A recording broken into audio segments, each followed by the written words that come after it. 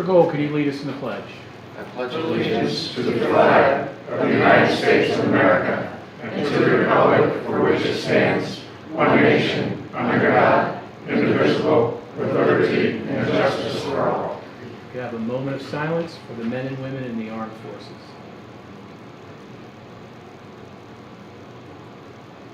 Thank you.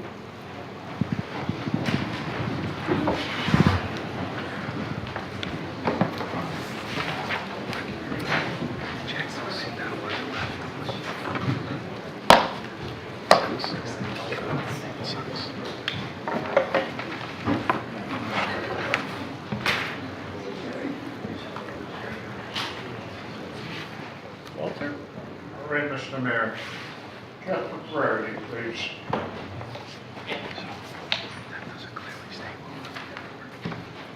Good evening, everyone. I sat through the budget meeting the other night and the whole thing, and personally, I wasn't really happy with the outcome. There was two people that really wasn't happy with the outcome either, and they voted as such. And I've done a lot of walk up to people in the town asking what they feel is going to happen on the 19th. And everyone that I talked to says they're going to vote no. So I'm guessing that this third budget has a strong possibility of failing, okay? So after 3 tries, if it fails, that's $54,000 wasted, and then we'll go on to another $18,000 or $72,000 wasted on a budget that should have passed the first time, okay? If everybody on this town council, which I put a lot of faith in when you're all elected, a lot of faith that you do a good job. Now, I'm beginning to have some doubts, and that's a shame too, because I have a total 100% respect for each and every one of you, and I thought for sure in my heart that you'd be doing what would be in the best interest of the people of the town, okay, and our future. So if this new budget on the 19th does fail, then it's time for you folks to step up to the plate and make the right decisions so that we don't waste any more money. Because if we go to a 4th referendum, now we'll be into the new fiscal year, and that's not good. So I'm asking you folks to please search your minds and do what is right for the future of the town of New Milford and the residents. And one other thing that I would like to add, I noticed at the budget meeting that there was one member of the town council was absent. Unless it would be in an emergency, I feel that there should be a full accounting of all members of the town council in meetings of such importance, okay? Everybody should be here so that we know what everybody thinks and what everybody feels. It's not good for the town. So I'm asking you folks to please use some real good judgments, because some of the things that took place Thursday night, I don't believe are going to be in the best interest of the people who have already failed 2 budgets already.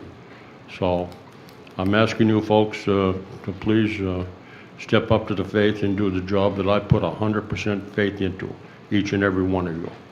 Okay, thank you. Thank you, Jeff. Eric, please.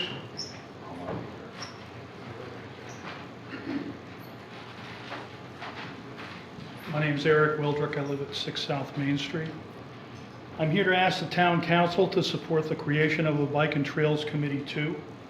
No other committee in the town of New Milford advocates for the interests of the bicyclist, the walker, and the users of alternate modes of transportation. It is essential that this committee be created for the public's health and welfare. When I speak of the committee as an advocate for bicyclists, walkers, and users of alternate modes of transportation, I am specifically addressing the work that this committee performs as a public health matter. As thousands of vehicles pass through New Milford every day on its 200+ miles of roads, depositing ton after ton of particulate matter, hydrocarbons, nitrogen oxides, carbon monoxide, sulfur dioxide, hazardous air pollutants, and greenhouse gases, it would be a huge blow to the general health and well-being of this community not to have its non-polluting citizens represented by this town committee. In closing, I am asking that the town council create a bike and trail committee too, and for the sake of the public health and welfare of this community, I ask that you make this a permanent committee. Thank you. Thank you, Eric. Jackie, please.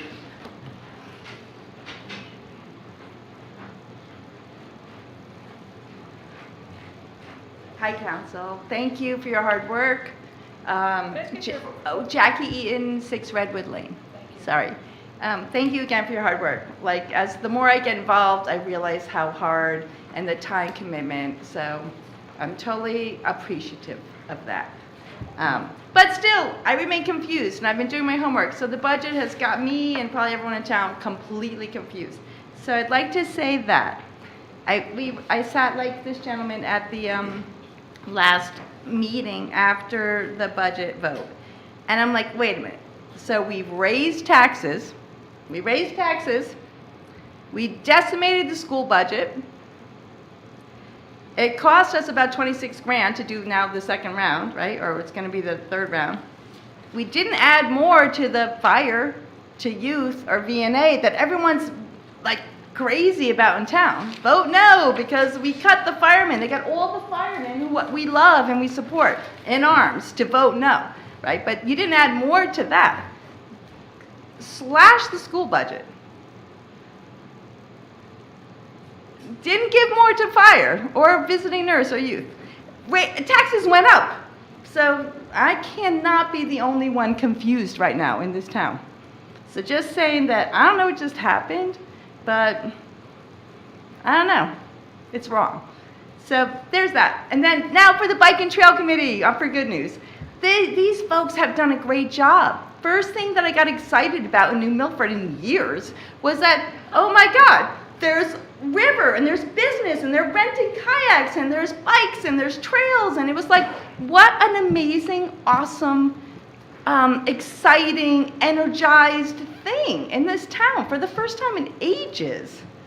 And it's such a simple thing. So they've done a great job. I'd say, I don't know what to say, go Bike Trail Committee too, but yes, you know, they're doing a great job. It's bringing tourism downtown. I live in a lake community, so a lot of people kind of tend to hang by the lakes. It's bringing people into town. It's giving us a reason to go walk around our bike. So I'm all about it, and thank you. Thank you, Jackie. Julie, please. All right. I'm Julie Bailey. I'm a longtime resident of New Milford. I'm a member of the New Milford River Trail Association, which is the private counterpart of the official Bike and Trail Committee, and that's been going for probably 8 years under the guidance of Tom O'Brien. And I'm also a vice co-chair, a co-vice chair of the Riverfront Revitalization Committee. And I want to come to speak tonight on the real importance of that Bike and Trail Committee. New Milford's entering an extremely exciting phase in which we have what one town council member in 2017 said, it was a once in 100 years opportunity to shape the future of our town. That kind of thing just doesn't come along every decade. We've rediscovered our beautiful riverfront, as you just heard. We're envisioning a 13-mile long trail along some of the most beautiful scenery and unexplored old 19th century industrial ruins you've ever seen. And tonight you'll see the revised Malone and McBroom preliminary engineering study, and we are at this point deciding, do we tackle the southern or the northern, the southern or the northern segment first. And that's just the beginning. As the Riverfront Revitalization Committee tackles together with the mayor, the town council, our land use commissions, and our residents the immense challenge of how to transform our riverfront while protecting its sensitive shoreline ecology to improve the quality of life for our residents, create jobs, and increase tax revenues. And that's just an incredible challenge, and we need all the hands on deck that we can get at this point. But just as we start focusing systematically on raising the state and federal monies that we would need to complement what our town is able to invest in the New Milford River Trail, decades behind some of the already completed long interconnected trails that other Connecticut towns have already completed. We're also, as all of us know, entering a period of severely constrained resources at the town, state, and federal levels. To help us figure out just how to fund that trail, which is the indisputed anchor of the riverfront revitalization, we need a strong and hardworking and competent bike and trail committee, as they have evidenced to us in the past, with the collective knowledge and critically the Rolodex of who to go for developed over years to work with the town grant writer in identifying and producing successful public, foundation, corporate, and individual appeals. And as you will hear tonight from Tom O'Brien, the chair of the Bike and Trail Committee, that would be in addition to everything else that you'll hear tonight that this committee has completed and is doing. Finally, there are two strategic reasons that I see as important ones to keep that committee going. One, it provides the person power, the impetus, and the continuity to make that long-held vision of a river trail happen. And that is no mean trick to do. That's going to take us years, and again, that's going to be all hands on deck to do something like that. And secondly, and most importantly, a committee appointed by the mayor and approved by the town council has an official imprimatur, which a grassroots entity does not. This is a plus to potential funders, to bond providers who want to know if the town actually officially supports the vision of a town-long trail before they decide to commit millions of dollars to doing this. Whatever the expanded goals are of the Bike and Trail Committee as it moves forward, there's no doubt that the Town Council and the Bike and Trail Committee must be in complete agreement as to what those goals, short and medium term, should be, and what the performance metrics should be. How do you know that they're doing a good job? And this is something that every temporary committee that does something for the town should be asked to do up front, and there should be an agreement on what those goals and what those performance metrics should be. Finally, I salute the members of the Bike and Trail Committee, several of whom have been my really hardworking colleagues on the Milford River Trail Association board for years. And I want to leave you with a final reason why our residents support the Bike and Trail Committee, if it did nothing other than get this trail going. Take a look at Brookfield's trail. By actual measurements, Julie, you have a minute, please. go in there. They had over 170 users from May to September 2017 by actual click counting, which was close to 4,000 per week, 546 per day, and the spending that each did resulted in about $277. And here's the key of this. 25% of those people who use that trail are from our own hometown. Thank you. Thank you, Julie. Mr. Miller, we are at the end. Thank you.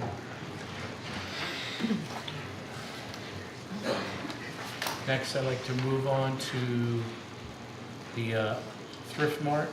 They called to postpone, so I'd like to move to the approval of the prior minutes, please. So move. For the, May can we break? 21st. Yeah, can we break them up, please? Okay. Move to accept special town council meeting minutes of May 21, 2018. Any discussion? All those in favor? Aye. Opposed? I got to abstain. Abstaining. 2 abstentions? And 3. Paul, 3? did you just 3. abstain? Yeah. Yeah. Move to accept the regular town council meeting minutes from May 29th, 2018. Second. Any discussion? All those in favor? Aye. Opposed? Abstentions? Thank you. Mr. Mayor, what about the first responder? You did them. Yeah. Oh, you did that? No, we've got a couple more that we're going to do at the next. Sorry, I meeting. didn't know what you said. Next is going to be the mayor's remarks. So first, good evening to everyone. First, I'd like to start off with a few things. First is I'd like to thank the New Milford Women's Club for a wonderful teddy bear festival last week. It was good to see a lot of our community out there celebrating and being part of the community, and I appreciate the Women's Club bringing that.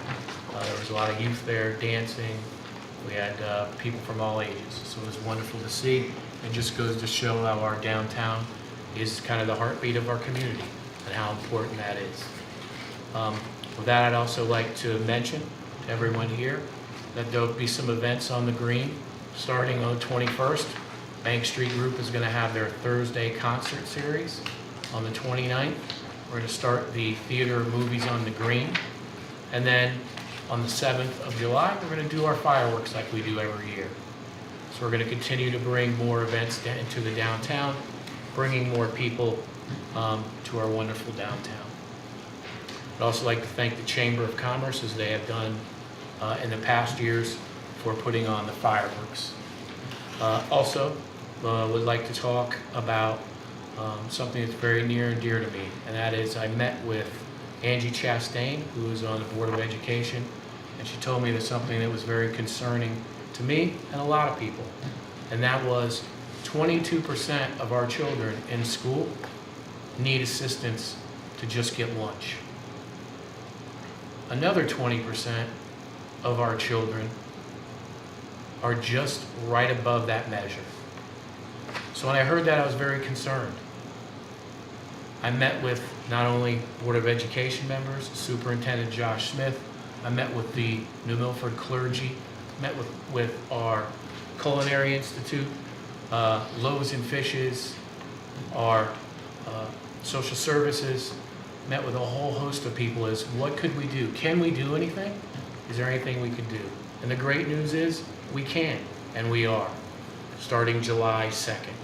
We're going to be able to offer children in need that need food in the summer, which I found out is the most trying time for those in need, an opportunity to get a lunch. You can go to my Facebook page. You can see how to do that. You can contact Angie Chastain. If you know someone that's in need, please go there, fill out the forms. I can't thank the people, the volunteers that have decided to do this. I cannot thank them enough for doing this for our kids. Next, I'd like to talk about some of the road work that's going to be beginning. So one of the ones that we've heard a lot about is Long Mountain and Squire Hill Road. They're going out to bid this Thursday. The bid packages go out. We're going to start getting those back, and we're going to start getting to work on those. Also, if you noticed, Mill Street Bridge is being worked on as we speak. There's also the rotary that's on Still River Drive. We also have some band roads that we'll be bringing forward. So I want to thank the public for again giving us the opportunity through the bond package to begin our road work progress. I'd also like to thank our DPW for continuing to work on the affected areas. There's still a lot of debris cleanup that they've been doing. So I can't thank them enough for going out and cleaning the debris. For some of us here in the center of town and in the northern end of town, it's kind of been business as usual for a long time. But for those citizens in this area, they took a big impact, similar to our neighbors in Brookfield, in Southbury, and Newtown. So I can't thank the DPW enough. I'd also like to thank our community neighbors. I'd like to thank the town of Goshen for giving us their chipper for a while. And I'd like to thank Mayor Carbone and the city of Torrington for letting us use their chipper as we speak right now. As I said at the last town council meeting, I can't thank the public and the private citizenry enough for us pulling together through getting us through this. Next, I'd also like to talk about Family and Children's Aid. They are having a free baseball clinic with Major League Baseball alumni, who's partnering with our New Milford Youth Baseball and Softball, 9 a.m. noon at the high school on the 23rd. So it's a wonderful thing. We're bringing people together. Kids get a great chance to get a little clinic, and hey, they maybe will get an autograph too. So I can't thank Family Children's Aid enough and the New Milford Youth Baseball and Softball. Also, I'd like to say on 7/19, it's the 19th, or I'm sorry, 6/19, the 19th of June, we are having the budget vote. This is the third one. So it's important that everybody come out. The polls are open from 6 a.m. to 8 p.m. 6 a.m. to 8 p.m. So please come out, cast your vote, whichever way that you feel that you need to, because it's your vote. It's your opportunity to tell this council and the government at large where you want us to go. And with that, I'd just like to thank the council again for everything you guys have done, and all of our volunteers and all our community. And kind of lastly, there's been a few people in the audience that have asked us for workshops, which would be important, and we heard you. So with that being said, I've asked the town attorney to hold some talks on New Milford government and how government works. So Wednesday evenings beginning at 7 p.m., starting on June 13th at 25 Church Street, we're going to talk about Connecticut statutes governing municipalities. On June 27th, right here at the E. Paul Martin Room, we're going to be talking about the town meeting form of government in Connecticut. And that's what we have here in New Milford. On July 11th, same place, E. Paul Martin Room, we're going to be talking about the tie-in of state and local law into New Milford's town government. These are going to be approximately 45 to 60 minutes. Then there'll be questions and answers afterwards. I'd like to thank Town Attorney Matt Grimes for leading the charge and putting this together, so that we're trying to provide as much information we can to you, our shareholders, our taxpayers, as much as we can. So with that, I'd like to move to the next part, which will be the New Milford River Trail, the alignment study and draft preliminary engineering report by Malone McBroom. Tom? Thank you, Mayor Bass. Tom O'Brien, 134 Wellsville Avenue. I am the chair, or was the chair, of the recently expired Bike and Trail Committee. Before turning the over to Tom Scheel of Malone McBroom, I'd like to lend a little bit of historical perspective to this project, if I might. And I'd like to start by reading from the minutes of a past town council meeting. And this is in reference to a project called Greenway 2000. And it says, Greenway 2000 calls for developing a trail along the Housatonic River from Youngsfield Road to Helen Marks Park and building a canoe launch. The Greenway is envisioned eventually to extend from Gaylordsville to the Brookfield line. Would anybody like to guess what year this meeting took place? All right, I'll go ahead and tell you. That was in September 28th of 1999, almost 19 years ago. I remember that clearly because I just moved to town. I had a 1-year-old son. I read about it in the paper, and I was delighted to find out about this project and think how great it would be for kids. It got stalled for a little while. Not a lot happened with that process. Fast forward to 2009. I got involved in 2009 when I read in the paper again that the town of New Milford had received 2 grants from the GE PCB Settlement Fund. One was to essentially create that planned greenway from Youngsfield to Helen Marks. They were calling it the Youngsfield Riverwalk at the time. And the other was to make improvements at Sega Meadows Park on the north end of town. To me, that was revitalizing this plan. That's how I saw it. I came up with the idea to make Sega Meadows that Sega Meadows could potentially be that next little piece in this puzzle. So I made an appointment to talk to Mayor Murphy. She was very generous. I gave her the pitch that I think that old road through Sega Meadows could be the next part of the trail. She said 2 things to me. First thing she said, I can support this. I was delighted when she said that. Then she said, but you have to take the lead on this. And I was not quite as happy to hear that. I was really expecting her to say, you know, it's a great idea, but we just can't do it at the time. And then I could have just gone back to work and everything would have been great. Instead, 8 years later, you're still dealing with me here. So that's how I got involved. Just want you all to know that this plan was not my idea. This is a long-range plan that this town has dreamed about for years. So what we're trying to do here tonight is just move it another step forward. We recognize all the challenges this town faces. We just don't want this to disappear for 20 more years, okay? So, and I hope if you've been to Sega Meadows, I hope you realize what a beautiful spot that's turned out to be through a lot of volunteer efforts, Boy Scouts, youth agency, park and rec, public works, everybody. And that's just one of 3 or 4 other parcels of land along the river that could create this spectacular lineal park that we hope to achieve, if not in my lifetime, in my son's lifetime or my grandchildren's lifetime, okay? So we're just trying to keep moving it forward. All right, just want to move forward. In 2016, under Mayor Gronbach, the Bike and Trail Committee 2 years ago was set up, Mayor Gronbach and Town Council, unanimous approval. And I know people have expressed some concerns about what we did and whether we were open and upfront. So everybody should have a copy I prepared. It says New Milford Bike and Trail Committee Progress Report.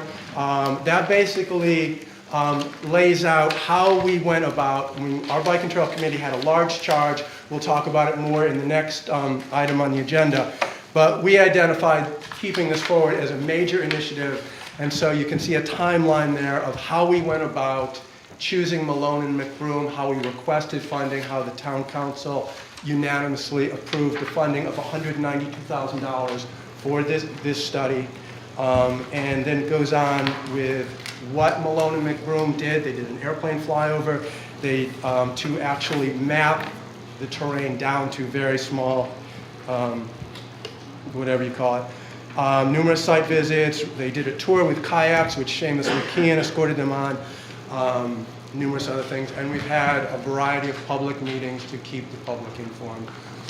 Also, as a public committee, all of our meetings our minutes are all available online. So that's how that went. So we are delighted that we are able to show you what they have come up with. Next thing I want to say is we're now on our 3rd mayor in this process. I want to thank Mayor Bass for being so supportive of what we're doing. I've personally met with you 3 times, twice for the River Trail Committee, or the Bike and Trail Committee, once in terms of the overall. I really appreciate especially meeting with the Housatonic Railroad, which has generally not been that easy to work with when the right-of-way is involved, but you brought them into a meeting. I thought that was a great meeting, and I'm excited about that moving forward. I also want to acknowledge that Mayor Bass was upfront in every meeting about the budget situation that this town has, and he said right up front to us, don't expect any town money. So I want anybody who's worried about town taxpayer money in the near future going to this project, we know that's not going to happen. But this gives us an opportunity for other funding. Okay, so that's what I want to say. The key point of this study that you all are going to see is that this is a long-range roadmap to move ahead with a long dreamed-of plan for this town. So we're not asking to build any or all of it right away. We're not asking you for any money. We're just asking to keep this thing moving forward. All right? What you'll hear from Tom Scheel, who was the principal planner for Malone and McBroom, is 12 different stages that this plan has been broken down to, or 11 or 12, I'm sorry. And they're numbered from north to south because we consider Sega Meadows and River Road to be the completed sections of the trail. And so you're going to see 1, 2, 3 going south. That's not to imply we want this one to be the first one, this one to be the second. That's how it's broken down to as funding opportunities become available. Every trail that I've ever seen, and I've researched a lot, has built their trail in pieces. And if you go up to Farmington, Simsbury, where the Farmington Trail is the Cadillac Trail, there's still a giant gap in Plainsville that you have to go around. So these things take time to build. But hopefully you'll agree that this is a great plan for the future of our town. And I heard, I think it was Julie Bailey mentioned Brookfield. So I just want to give you an example. What she said is absolutely true. The Connecticut Greenways Council did a trail census on Brookfield. And last year, I think it was between May and September of 2017, they had almost 172,000 trail users on that little 2-mile trail in Brookfield. And almost a quarter of those were New Milford residents. So this is a very popular idea. And also, so you understand, that trail cost $2.4 million to build. But $2 million of that was in federal money. And most of these trails have been built using federal transportation enhancements. Without this study, we can't apply for those. With this study, we are able, when funding becomes available, to now say, hey, wait, New Milford's got a plan, look at us. And we can take it to the COG, and we can request that we become a priority. So for that alone, I hope you'll consider this. Also, if you're not aware, I think most of you are, this year in the state legislature, they passed a recreational trails bond, which I think it ended up as a value of $3 million for these kind of projects. This makes us eligible to say, hey, you haven't spent a whole lot of money in Western Connecticut yet. We have a great plan, so please consider us for this. All right. So thank you for being receptive to this idea, and I'd like to turn it over to Tom Scheel, the principal planner from Maloney McBroom, to take you through the study. Great, thanks, Tom. Good evening, I'm Tom Scheel with Maloney McBroom, and I'll give you a little walkthrough of the plan. We met with you on September 25th. My partner, Vince McDermott, gave the bulk of the presentation, and both the sad news and the good news. The sad news is that Vince's mother-in-law did pass away today, so he did ask me to do the presentation, and he needs to be with his family. And so I will not be able to match his skill, but I'll certainly walk you through the best I can to the plan. The good news for Vince is that the Connecticut Greenway Council did honor Vince in June with a Lifetime Achievement Award for the design of trails in Connecticut. So that was a formal Lifetime Achievement presentation, and we're very proud of Vince. I've been partnering with Vince for over 30 years on projects, and he does a great job, and he's been wonderful to work with, as always, on this project as well as others. So as Tom O'Brien mentioned, some of the great news is that there are some funding opportunities in place, and you're ready for funding now with this map, this plan. So you are well positioned to move forward on some capacity from a funding point of view, and if you should so elect to do so. And the Connecticut Greenway Council itself is very familiar with this project now. The state is very excited. Members of the administration, legislative members, we hear a lot about the trails in Connecticut all the time because we're involved in many, and people talk to us about New Milford, and you've really made a statement with this effort. So I think that's really great news. So I'll try and spend about 20 minutes or so walking you through the plan. Now, some of you, this will be a kind of a repeat because you saw the September, but we've advanced the plan. Some of you are new. So with no further ado, as Tom mentioned, there are 11A phases. That means 12. So we're running from north to south, and the design is running as a sequence, not a construction sequence, but a design sequence from north to south. That's very important because what we've done is we've studied each of these sections, broken the trail into different portions, and realizing that this is a long-range effort. We worked on trails now since the late 80s and still looking to complete them. Tom mentioned, obviously, the Farmington Canal Heritage Trail is now maybe going to close their gap in Plainville, and that would be tremendous. So that process is something that is going to carry through for you. So you'll be able to carefully study each of these sections, decide which you would like to move forward with, which have hurdles. There's the big four considerations, which would be obviously the phasing, the cost, the regulatory, and the easements and rights of way over the different properties. So this particular trail system, different distances have been bandied about. We have, we'll walk you through it, but we're calling it a 9.5 mile long trail, but there are sections that double up, that lengthen it out. And as Vince alluded to in September, we did put a slide together that talked about the types of trails that are a part of the system. There's really 5 types, and you're ranging from a shared use path, which is physically separated from vehicular traffic. A side path, is a sort of like a sidewalk that's shared with the road. The sidewalk itself, sharrows are lane markings for bikes to ride with signage on the road and sharing the road. And soft trails are part of the system as well. We have a whole complement of paths to support pedestrian and bicycle activity. You've had a lot of conversations as part of the outreach. The committee members have done a tremendous outreach program in terms of the various people along the way. And we're going to start from the north, from Boardman. So Wasago Meadows is to your left at Boardman Road, and Medenstill is about a mile of property through the planning of the complex. And it's gone very nicely with Dr. Pai. We've had a number of meetings with him. The yellow takes you on through to some red boardwalks. The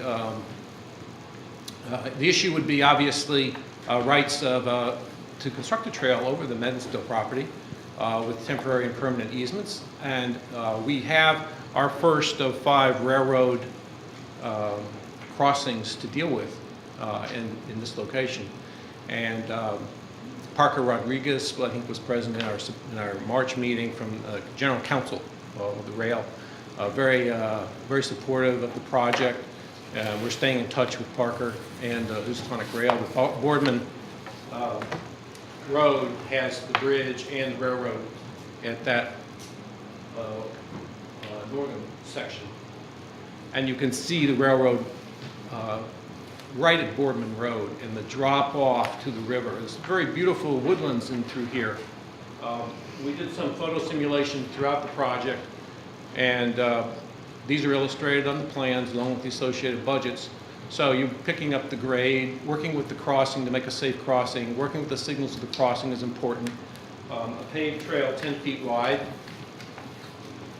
would be winding through the woods. Now we're proceeding south through some very pleasant woods. This fairly large section of land is talked about being possibly transferred to the town because of its narrow nature and undevelopable portions for other activities. But we did a little photo simulation of the trail coming through here.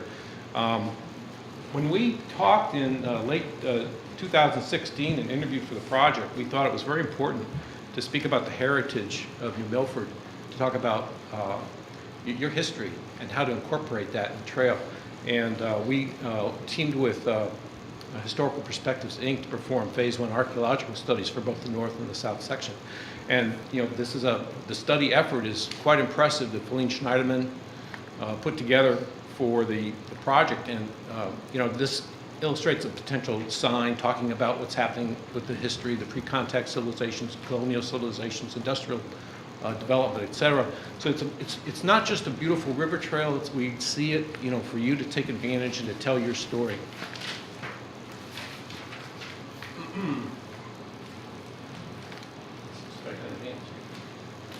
Oops. Excuse me.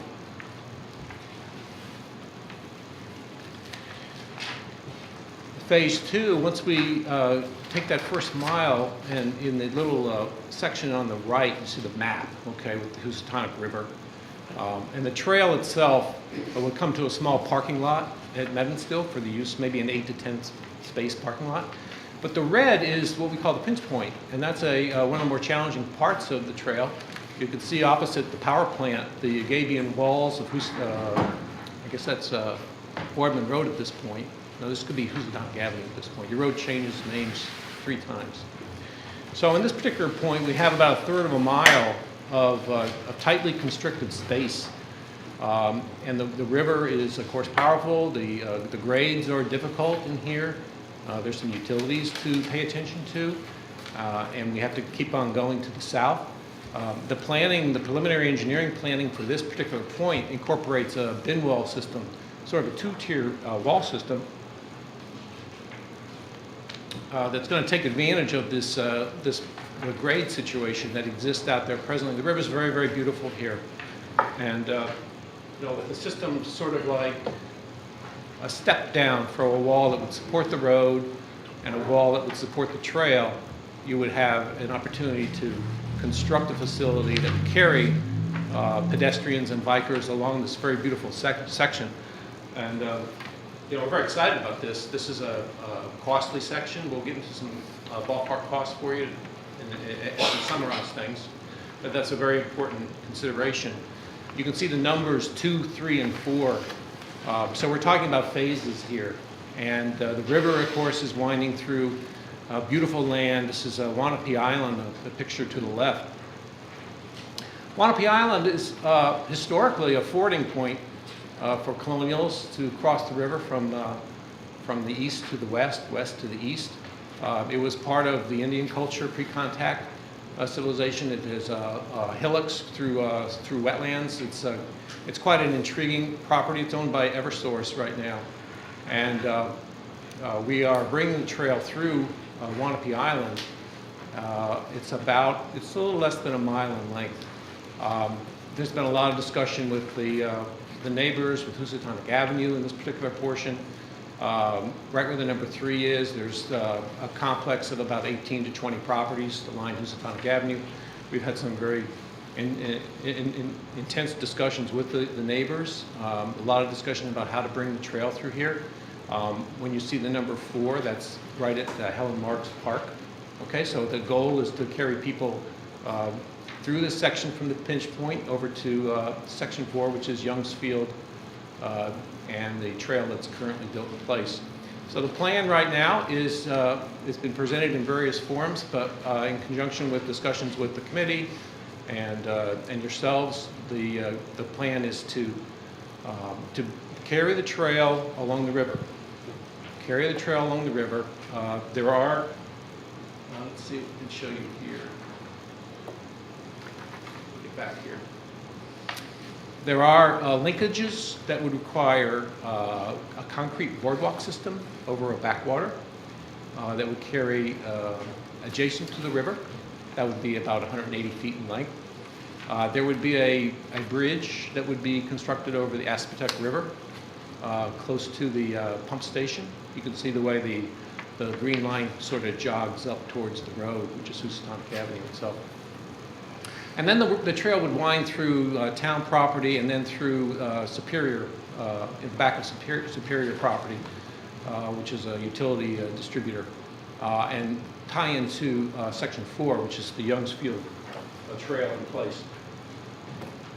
Now, Youngs Field Trail, you're taking advantage of that now. I think it's quite a nice signal start for your project. You know, we're connecting now Sega Meadows to this with our trail system in this northern section. Youngs Field is in discussions with what's happening with all your town-wide planning, and it's a good time to point out that when you talk about the trail, the river trail, we would like to have your support for the trail. We would like the plan of conservation and development to incorporate the trail, and you're doing planning studies for the downtown, and it would be nice to incorporate this trail into those planning studies. Our trail here would carry you up to Patriots Way, up to Route 202, up towards the railroad. It would link into the downtown. It would be part of the park itself, and it would traverse a sloped hillside. You can see that in the bottom left. There are stairs there now. And so we would put an accessible route, a ramp system, adjacent to those stairs and keep the stairs for people who can walk up and down. And tie over right into Route 202. Now, this section would require a crossing of 202. We have been in contact with the Department of Transportation. They have a plan in place. They have signal improvements in place for the railroad. We have coordinated with them, and Dan Stanton's been a great help throughout the whole project, working with what DOT has planned in that area. So the idea is to get a safe crossing of the trail across Route 202, and then bring you to West Street. Now, West Street is an enclave of homes on a 20 to 22 foot wide street. There's a lot of historical background and character with some of the older buildings on the site of West Street. And the purple line would be a sidewalk used for the trail. And you would have signs for bikers to ride as sharrows on West Street itself. There's a little gray line that sort of dives up the map, and that's a signal for a great brook. There's a crossing. West Street crosses a brook there, and there is a shot in the lower left of the bridge that is in place. So we would use that sidewalk system. We would cross over and use that sidewalk system, and then carry it towards the treatment plant, which is 3 little dots to the end of the right-hand side of the purple, and carrying over to Hidden Treasures Park. So there's sidewalks in place. There is a need to improve them, and there is a need to perform signage. There's a great opportunity for historical connectivity and linkage to the downtown through West Street. So that's kind of an exciting little piece. It's short. It's only about a half a mile.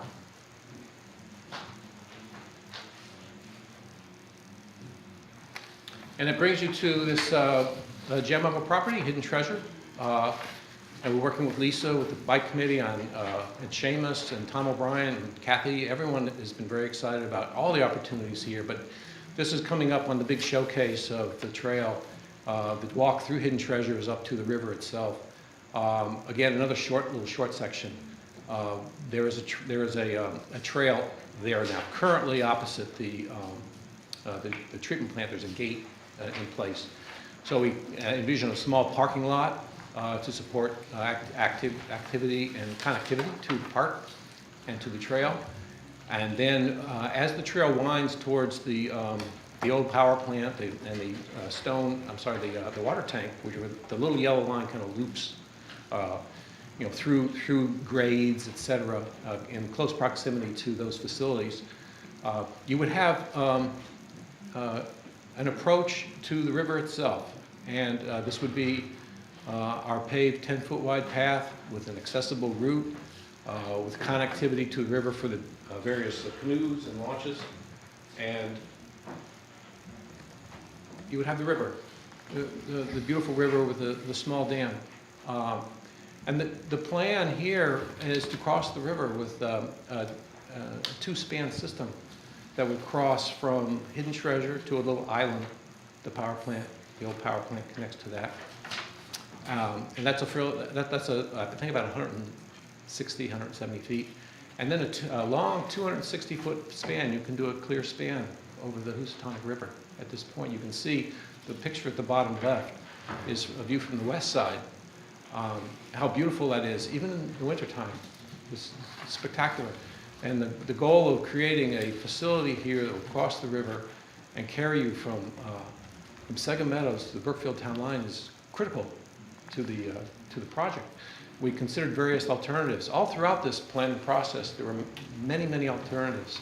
We talked to the railroad about utilizing the railroad rights-of-way and the bridge, railroad bridge, but that was not going to work out very well. We talked about the options of different alignments for the bridging itself.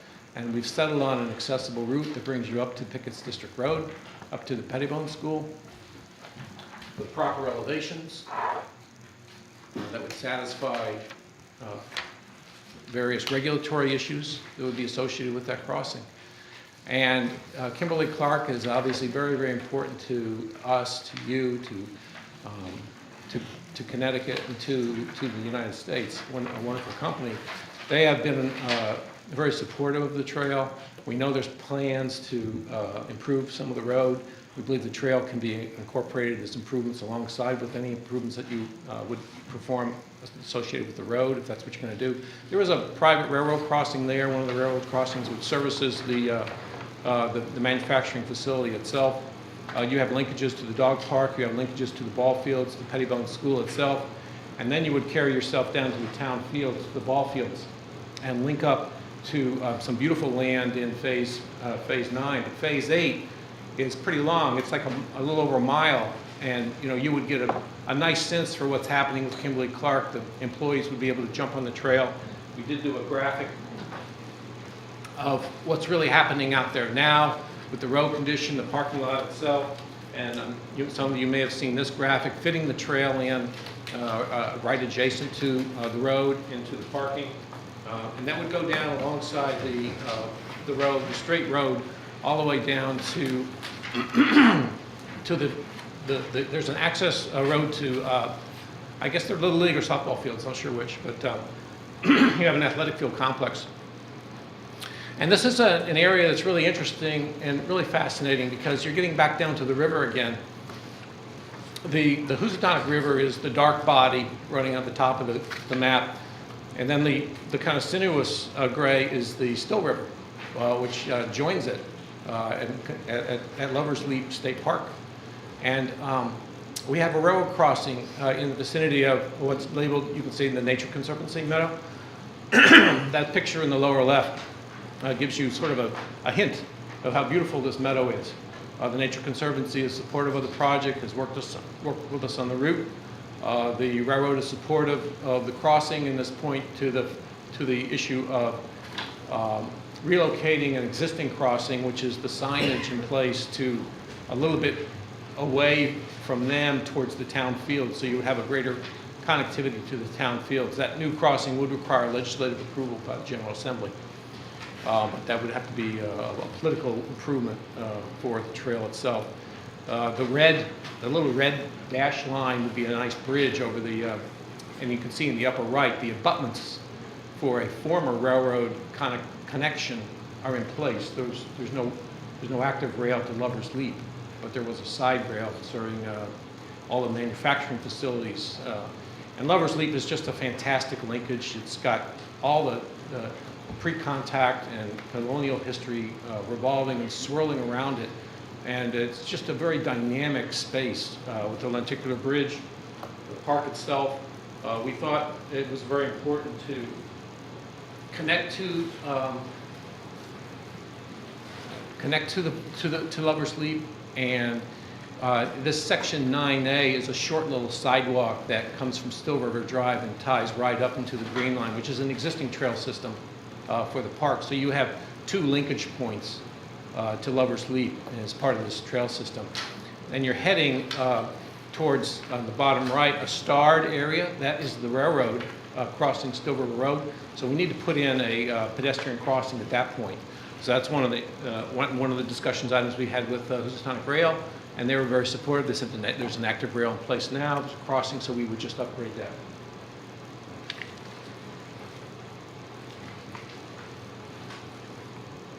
Phase 10 through wonderful Harrybrook Park. So we had a number of options and alternatives as we considered. We first thought that it would be very useful to consider bringing the trail right down alongside the railroad, which is the eastern boundary of Harrybrook Park.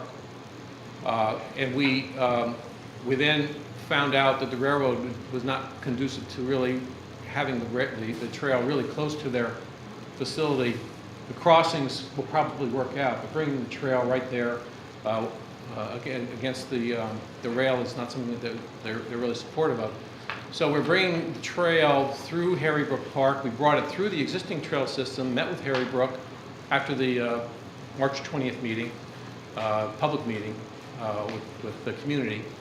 And Harrybrook asked that we consider bringing the trail on the west side of the park. We would bring the trail down Lanesville Road, come in off Lanesville Road, traverse through some sections along the Still River. It's actually very dynamic. The Still River rushes down through there. It's quite scenic. We would build a bridge over the river itself, come into the bottom, I guess that would be the southwest corner of Harrybrook Park, which is lawn and landscaping, connect over there into Candlewood Park, which is property right to the right.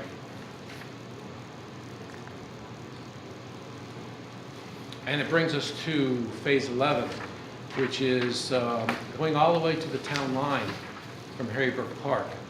And the yellow line is a combination of a path as you look from the left and you go to the right. The left is Candlewood Valley Country Club. We know it's an active country club. We know they have certain things going on with rights and easements and controls over the public use of the property. But the plan, the long-range plan, is to acquire the ability to place the trail over Candlewood Valley. Okay, so now this is where your timing comes in. Who knows how long that would take to actually come through with that. But it's part of the plan. And it is a very beautiful property. Physically, you can accommodate a trail. It's a question of the easements, the rights of way, and the politics associated with the costs of these improvements.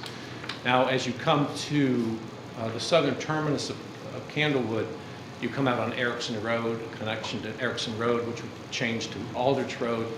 And we have two systems going on there. The yellow would be a bike route on the road itself. So that would be Sharrows. So it would be signed for markings for people to ride their bike up and down the road at Aldrich.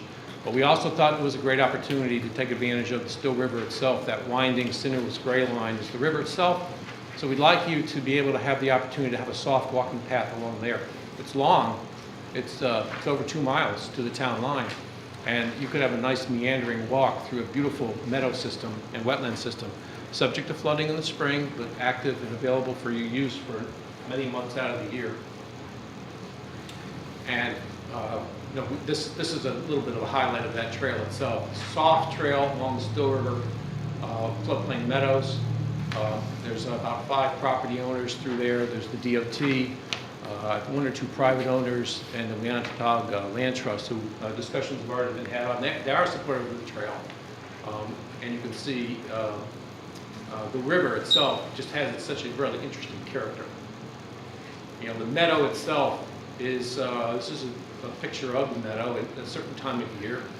And, the idea of having a soft trail winding through here was quite attractive. So we put together the report. It's dated June 7th. We're going to meet with the committee again to have them adopted. We have a number of charts available in the report. We have the trail phase summary, which talks about the different types of surfaces, the lengths, the phases itself, which I've just walked you through. We have a table of the potential easements or acquisitions. A number of these parcels are owned by same property owners, such as, I think back in the top, Housatonic Real Estate LLC is the Medenstill folks. So there's 4 different parcels associated with that. But then we wanted to document what your needs are relative to that issue, a very important issue of gaining rights to build the trail. The third triad of issues is the regulatory issues, which will be associated with floodplain and wetlands and zoning, both from a local and non-local aspect. So we wanted to document what your various permits would be needed as you walk through this. We'll be supportive of that. We believe all of them are achievable, but they're all require work. We developed conceptual budgets for improvements. We have more detailed sheets, but we wanted to give you the broad brush for the different phases. And in a sum, it's a lot of money. It's a lot of money to build a trail. It's a vision, but you're going to chip away at this over time. You're going to take advantage of funding opportunities that present themselves. You're going to do this in conjunction with capital improvements for your town. You're going to plan this thing smartly, and if you are able to grasp the vision and have stick-to-itness on it and fit it in with the rest of your dynamic needs in the town to make the community grow, you have a vision and you have a tool and you have a map to take you to a place where I think you'll enjoy. And with that, I don't know if I took too much time, but I certainly won't see that in my lifetime. It's phenomenal, but I certainly can't. that's the way. It's something. I was just out of college when we started the Farmington Heritage Trail. It takes a long time. It's going to take a while. But it's going to take $18 million plus too. But you gotta have the vision, and you gotta have a plan. I agree. And this is what we were hired to do, and we hope we've done a good job for you. Thank you. Thank you for the presentation. Mr. Gold. Yes, I did see this in March. I think you presented it, or April, to the town. And there was quite a bit of maybe negativity in terms of the neighbors on Housatonic. Very much so. Have you talked to them since? And what are they thinking? Or is there a compromise? Or is there a trail that you put behind? There was a lot of comment about safety, the safety of Housatonic Avenue, concern about emergency services rushing up and down the street, and we had made different representations to the community, Housatonic Avenue. We'd had a meeting with them, and we were going to put the trail on the street, and we have graphics that show that. But in working with all of you, it was decided to present a plan that would take the trail ultimately off of Housatonic Avenue. and bringing them back. There are 4 or 5 properties that have major impacts on their properties. And over time, the idea would be to work with those property owners to develop, a peaceful coexistence on that trail. And that's one of your hard nuts to crack. But it is important.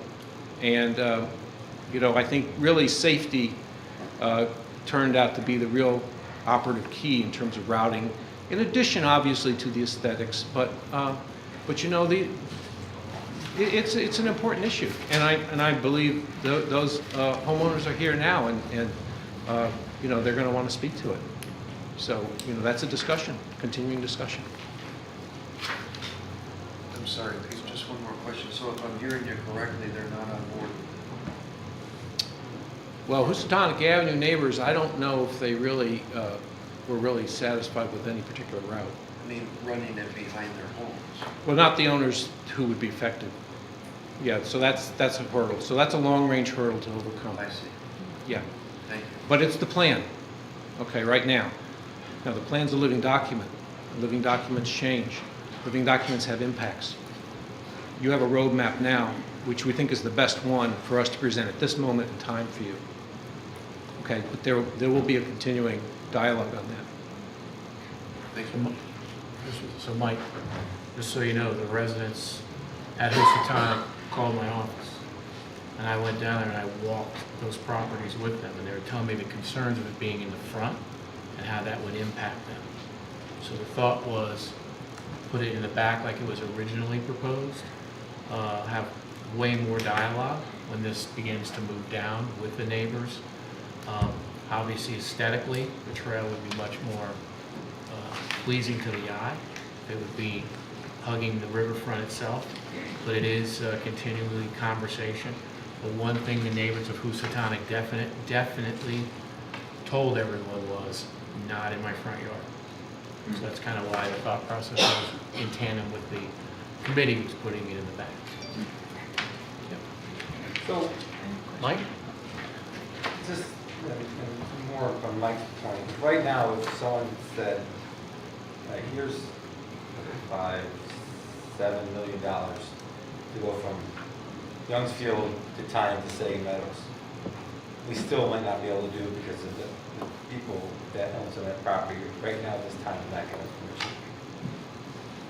They're not getting, so right now, even if we had the money, the trail's kind of stopped.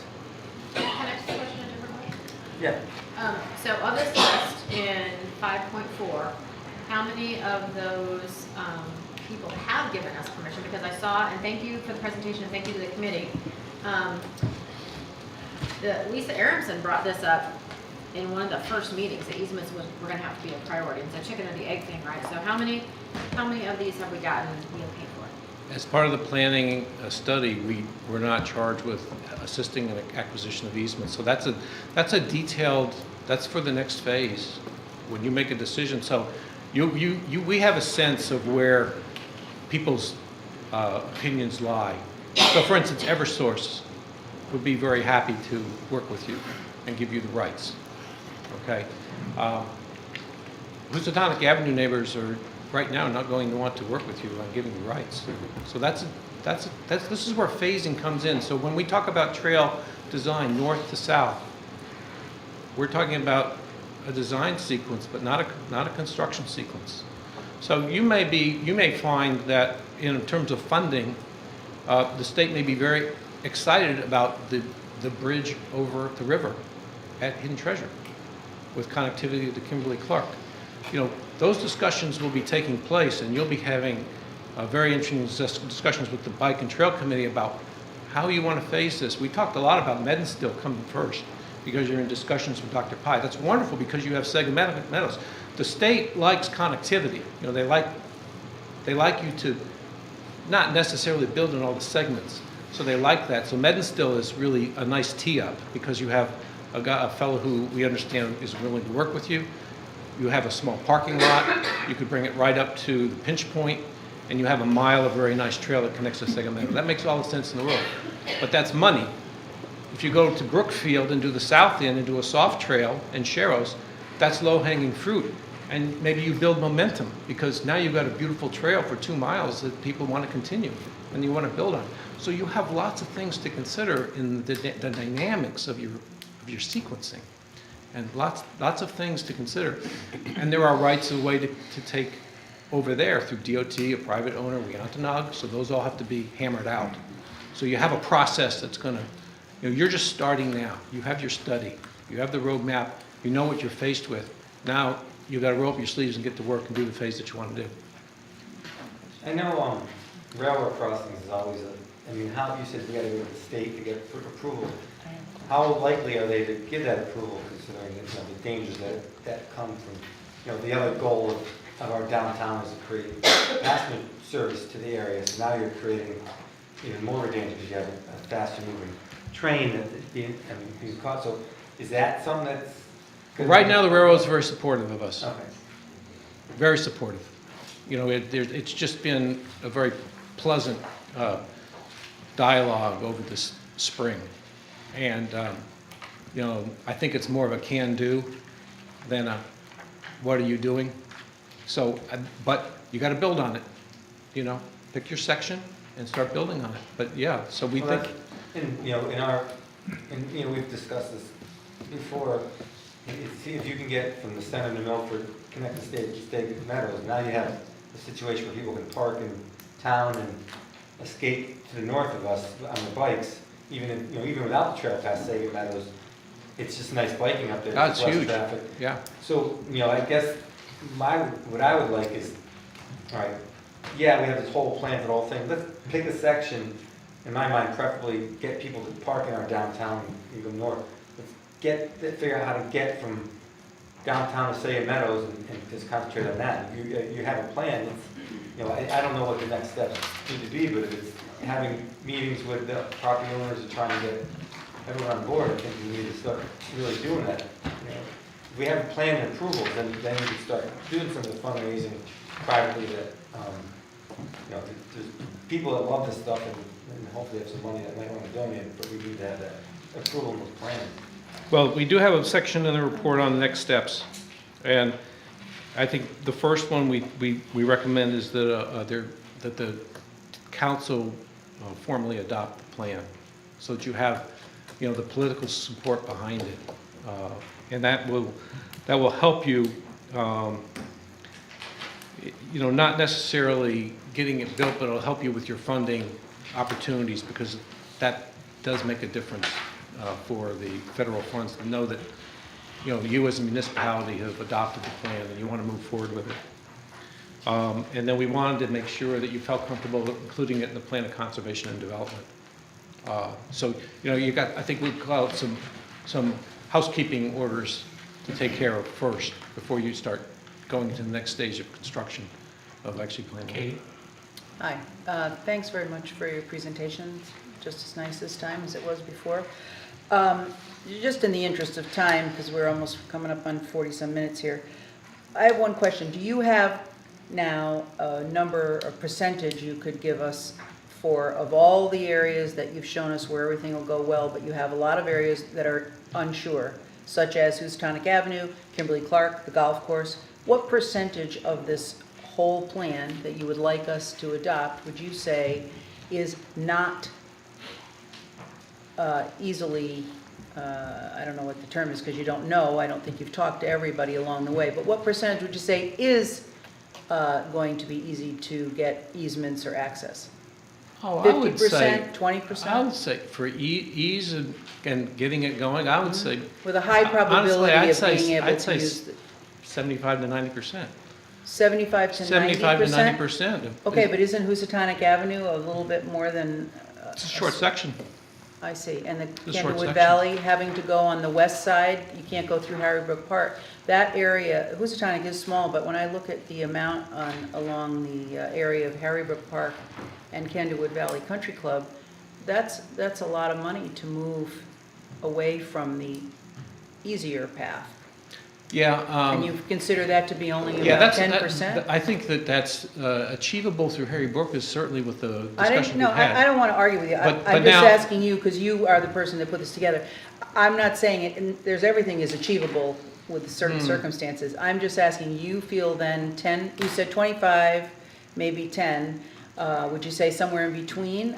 In order for the council to decide whether or not this is something we should really adopt, just as it is with a lot of question areas, I think I would like to have a better comfort level of what is achievable with some hard work, maybe some changes, building a bridge or whatever, because those are the expensive, more than expensive areas.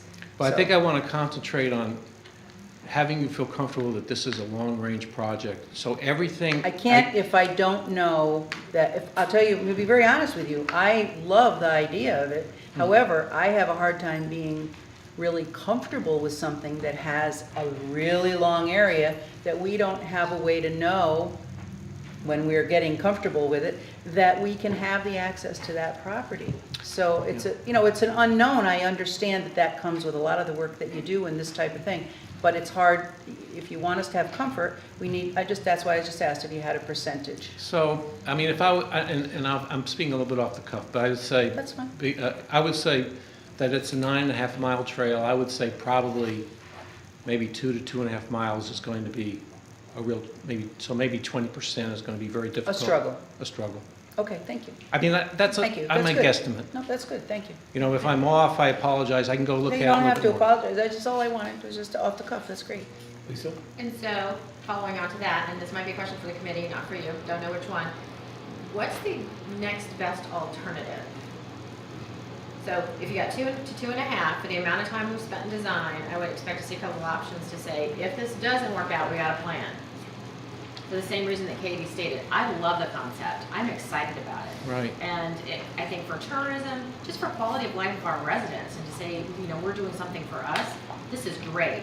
But if we have a plan, here's my analogy. I got to go to new product development. If I had a new product development team come to me and said, we've got a great concept, there are these 5 patents that we're infringing upon.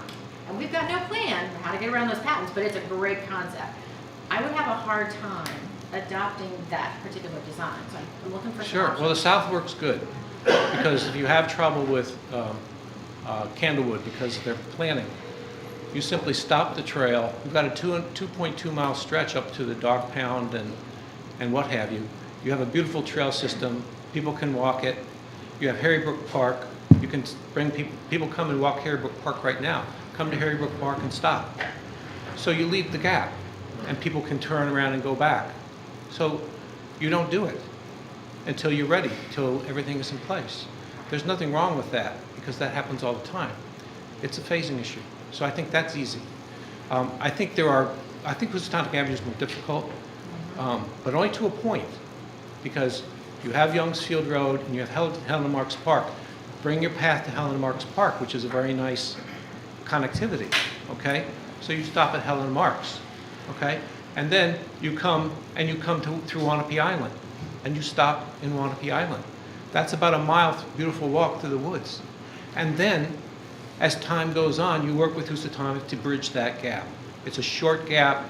It's 5 property owners. It's going to take a lot of time, but it's not a big piece. Unfortunately, it's going to take a lot of time to do that. But you've got a very nice trail system. You've very, very nice trail system.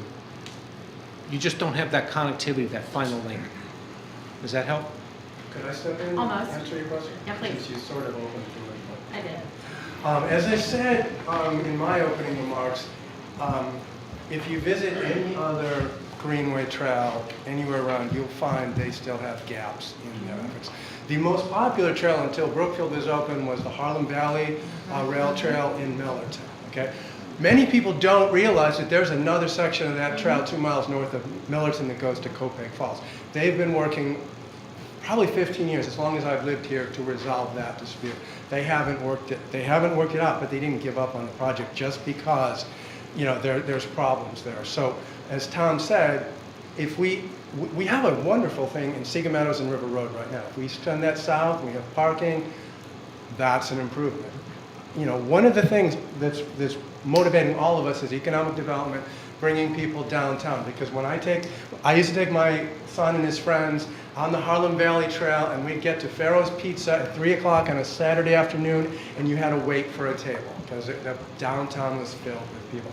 It's the same thing with Collinsville. It's the same thing with Simsbury. We want to bring people downtown, but we want to keep this trail moving forward. Yeah, there's some challenges here, but I hope you won't, throw the whole project out because some of the issues have not been resolved. Because if we build the Millerton section, if we connect with Brookfield. The other thing that I didn't get, because I didn't want to go with us till 8:15, but this is part of the Western New England Greenway, which I was a co-founder of, which is designed to connect with Brookfield, to connect with the Norwalk River Valley Trail, to connect with Housatonic Covered Bridge Trail, all the way to Canada. So, we are already attracting bike tourists. We're already attracting more people walking, and I hope that this plan, however long it takes, can keep us moving forward. So, thank you. Any other questions? Oh, Yeah, Tom, a couple questions. So, someone had noted, I think it was Julie, said that 172,000 people use the Brookfield Trail right now. That was a study that the State Connecticut Greenways Council did. So how many people do we estimate use our Riverwalk? How many people do we estimate use our Riverwalk? We haven't done anything on it yet, so we don't know. But since you asked that, I was down there today, and I was delighted the Spaghetti Arms people were down there, and there were people in wheelchairs on the trail, and I was just so delighted to see people on wheelchairs, and they had dogs with them, and they were just going up and down the trail, and they looked like they were having a great time. So yeah, I know.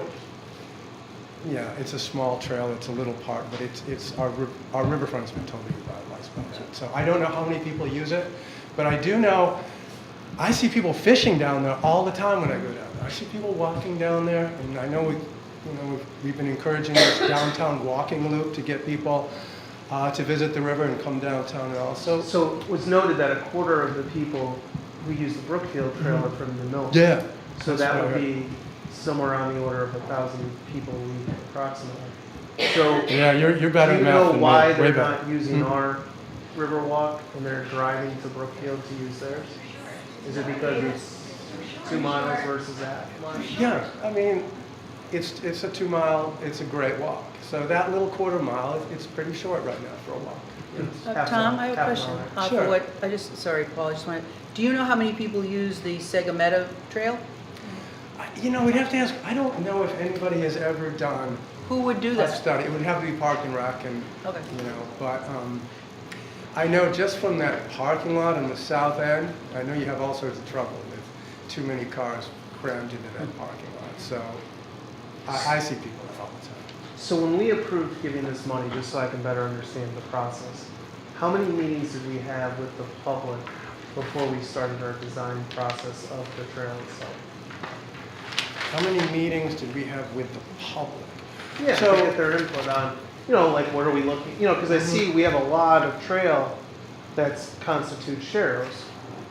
So is that something that people in strollers or people that are walking feel safe being directly adjacent to the road as opposed to the Brookfield? No, anything with a Trail, sharrow would which be is for a isolated. bicycle. So just to make sure everybody is clear, these are multi-use trails. This is a multi-use trail that we've been trying to design. But we knew that it could not be entirely off-road. West Street, for example, that seemed to make sense that we'd use sidewalks and sharrows. That's where sharrows make sense. Who knows how things evolve, but it's basically. So how many meetings did we have before we started the design with Mullen and McBroom with the public? Well, what we decided to get their do. input on what they're looking for in the town of Milford. We decided to have ask Malone and McBroom to come up with a plan and then present it to the public. So we did not, before we started, do any surveys or ask the people, what are we looking for in a trail? Are we looking to? Well, I don't know how to answer that. I mean, certainly we, as a nonprofit organization, have done surveys, have done a lot of stuff. But that's right. When the Bike and Trail Commission went through this, I think we went with the plan first, and then we presented the plan for feedback, and then what you see here reflects feedback. Also, since you asked, I want to make sure you all realize in this progress report I sent to you, that there is a list of everybody who was a stakeholder was contacted. I want to make sure that's very clear. Every single person that owns property or that was contacted either by a member of the committee or by the town planner. Kathy can probably verify that if you have questions as to. So nobody is surprised by this, all right? Most people. So just to confirm then what you said, so we had a concept of where the trail was going. Before we did the actual plans, we met with the property owners, or did we do that after we did Afterwards, right. What was the thought process in asking them after as opposed to before? Well, you have to have, at least in our thinking, we're all volunteers here, just so you know. But you do have. I'm answering Kathy you, I'm and trying to Dan. answer you, yes. And so our thinking was, we were following the long plan of a Riverside Greenway. We showed Malone and McBroom what we had to work with. They did a flyover. We asked them to come up with a plan so that we could have something to show people. Rather than, I mean, I think what you're saying is kind of start open-ended and say, what do you think? What we thought is we should have professionals look at the opportunities. Malone and McBroom, I don't know if we mentioned it, but they have done a large portion of the Farmington Trail, so they have a lot of experience with this. So essentially, we were asking for their expertise to come up with a plan, and then we presented. That was our thinking. You know, you might have done it differently. So. And did we consider Grove Street or the west side of the river? We sure did. Do we have Yes. any? Um, Would we have the same property issues or not as many? Absolutely. Well, and if Tom wants to jump up, he can. We've been looking at. We looked at Grove Street. The terrain was not conducive. The narrowness over there, the washout area that you get in Grove Street, all of the properties, everything else. We absolutely looked at Grove Street because that would have eliminated the bridge. But we did not, and we looked hard at Grove Street.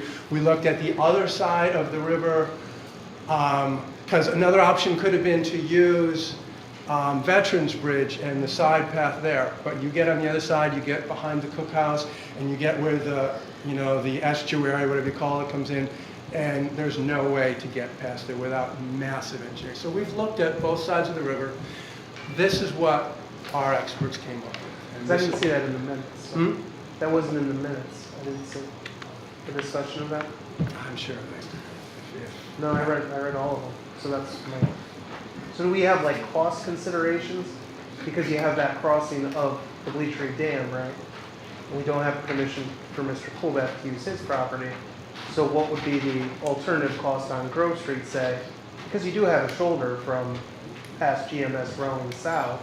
I know that shoulder very well. On the east I side. know that shoulder very The well. I'm talking to the I've grass ridden shoulder. that. I've bicycled that shoulder. Maybe. North of GMS Rowing. North of GMS Rowing. South of GMS is 3 feet. On the road, I'm talking about the grass area. The what? The grass area. What Where grass area? Tremonts are and the other several property owners. You know the road that was reconstructed there? On Grove? Yes, No. east side. No. So you're talking about right on the river. No, I'm talking on the east side On of the the road. east side of the road. The east side of the road. The other side, Grass but you- shoulder. not where you ride, the other side. A wide grass shoulder. All right, so you have to cross the road, and you've got up around. I mean, we're going to get into the weeds here if you guys really want to, but. No, I'd just like to see, like, did we have a decision matrix that said, this is why Grove Street wasn't considered, this is why the west side of the road? Offhand, I can't recall. Okay. And then, how do we connect to Brookfield? Because when I looked at all the mapping, it's just straight up wetlands from on the Brookfield line south. Yeah, I mean. Which was one of the main charges when you presented to us asking for the money from the landfill settlement fund. Right. Was you ensured to us that we were going to have connectivity to Brookfield as part of this, and I see it ending with no potential future connectivity. You can correct me if I'm wrong, but it's a huge wetland system south of that. Yeah, what we came up with, and yes, I agree with you. I was hoping, we could have a multi-use trail all the way down. And you may see, we did examine alternatives for that. And this is the best we could come up with. A Shero on Aldrich Road, Aldrich Oaks, and hopefully, we didn't get into it, but hopefully with some traffic calming measures and a walking path that gets you through this. So that's what we've come up with. And again, sure, that'd be great. So one of the things that we thought was going to be very important for that town line connection is your dialogue with Brookfield, because we don't know exactly where their trail is going. It's not planned up to the town line yet, but we know they're heavily committed to the trail. So we're going through a Weontonoc Land Trust property at that town line point, and we are providing a small parking area at the southern terminus of our New Milford Trail. So you can put your trail in right now and work with Brookfield on the connectivity, but that's a community dialogue to tie that up. So, you know, they don't have their connection plan, so you know we didn't have one to tie into, but they have a commitment to bring it up through Milford, and they have a trail system that's already in place that they're building on. So that's going to be continuing dialogue, but that should be resolvable. If I can just briefly talk about Grove Street, we did study Grove Street, and the terrain on the driveways and the homes. There are selected properties, which and the speed of traffic on Grove pointed us towards the river crossing. It became pretty clear to us quite quickly that Grove Street was going to be very difficult technically. The terrain is quite challenging with the driveways and some homes right up on the road, both sides. So we went over the river. It was I would say it was really more a combination of technical and safety that made that determination. So you believe that having the sidewalk with Sharrows on Pickett District, which is our sole industrial area in New Milford, with a lot of tractor trailer Well, traffic that would is be a preferable? 10-foot wide path separated with a rail system and a landscape strip, and we think that would work. That's a similar, different condition than Grove Street. So can I just piggyback on Paul?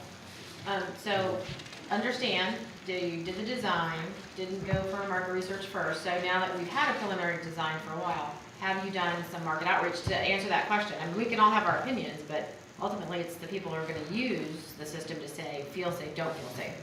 Have we had a chance to do that? Have we not done that? No. No market research by me. No, I have our group of 5 volunteers. I've ridden on Grove Street, and I can see the wisdom of moving it over to Pickett District. I rode it once, and once was more than enough. Oh, yeah. That was not safe. Oh, yeah. It was wicked. Thank you. So if you were going to pick sections, sorry, one more time. So we went back to picking sections, and there's a trade-off, right, between the one that's most economically attractive, which is, taking downtown and going north. What are the top 3 easiest pieces with the biggest bang for user buck, in your opinion, right now to go after? Easiest, most cost effective. I guess I got to go to the chart and see what the monies are, but I would say your most inexpensive is the 2-mile soft trail section in Sharrows to the south end of the town. Which phase is that? That's 11A. So that's the low-hanging fruit. But that strands people, they can't get to Brookfield and they can't get up here. They have a beautiful walk along the Still River. So we have 2 beautiful 2-mile walks. Okay, so that's one. Miles Give me apart. 2 more. I love the downtown connection to Youngs Field. You have a trail there in place. I'd love to bring people up into the town, bring them down, and connect over to Helen Marks Park. I think that's a wonderful opportunity. And if all we ever did was that, it would be a huge economic boost to downtown. And I really like the Medenstill piece. If you have the proper negotiations through, that's more expensive, but it carries Sega Meadows right through along the river, and it's just spectacular, really. I mean, it's really nice. I believe you. I'm just saying, the easiest, I'm not sure that would be on the easiest list, but thanks for that. I would say technically it's quite, not a lot of hurdles. technically. No, but the easement's there, so that'd be something to get Yeah, the men's still Dollar per mile, you know? cooperative. Huh? All right, thank you. What'd you say? I think men's still open in conversation, aren't they? As far as the community. Yeah. Don't know. We're- How would we know? We're talking with them. Right. And I actually really, I would really like to push for the West Street sidewalks and the connectivity to the Hidden Treasure Park, because I think Hidden Treasure is really cool. That's a momentum builder. I think the sidewalks need to get fixed on West Street. You know, you capture a lot of capital with not a great deal of expenditure in West Street. And that area really does need that capital improvement. And you combine it with the river trail and get your folks to Hidden Treasure Park, you take advantage of the history along there, you've got your connection to the downtown. That's a wonderful section to do. It is. Cole? No. I think there's going to be significant difficulties with Mendonsville based on recent developments. So, Based on what? Development. So, I'd like to make a suggestion, Mayor, that, you know, there's a lot of conversation, a lot of speculation, a lot of opinions, and a lot of thoughts and questions. Perhaps the council could maybe have the bike trail and Tom and your committee back to maybe just spend time on a less crowded agenda evening to go through some of these questions? That, just so you know, that is contingent on whether we exist after tonight. Right, and Okay. can I ask him a question? Yeah, somebody else. You mentioned, and I fully appreciate being a volunteer, being one myself, you have only 5. Was there any reason that you didn't expand your first committee? Or you just said you were only 5 volunteers. Was there any reason that you didn't ask to have more volunteers on your committee? I mean, were you kept, I guess I'm saying, were you kept to that? Can I just say we wanted 9. Right, Mayor Brownback made it 5. that's what I was getting at. It was, I knew there was a reason, I just didn't We remember. actually wanted more than that. Thank you, Lisa.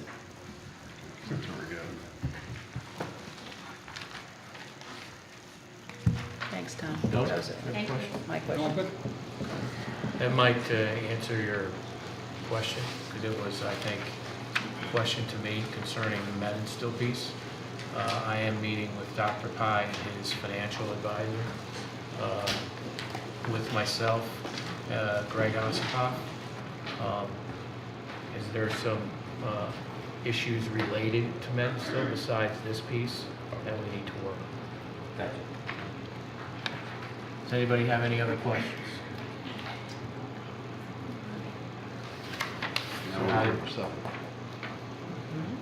Are we going from the presentation to number 7? Yes. Okay. All right, so we have a motion to create a temporary committee called the Bike and Trail Committee 2. This temporary committee will consist of 5 members with a term of 6 months. The scope of the Bike and Trail Committee 2 is to be determined. We can see below on the agenda what the charge was of the former Bike and Trail Committee, perhaps called Trail Committee 1. We have a motion. Is there a second? second. Any discussion? Yeah. Mr. Esposito.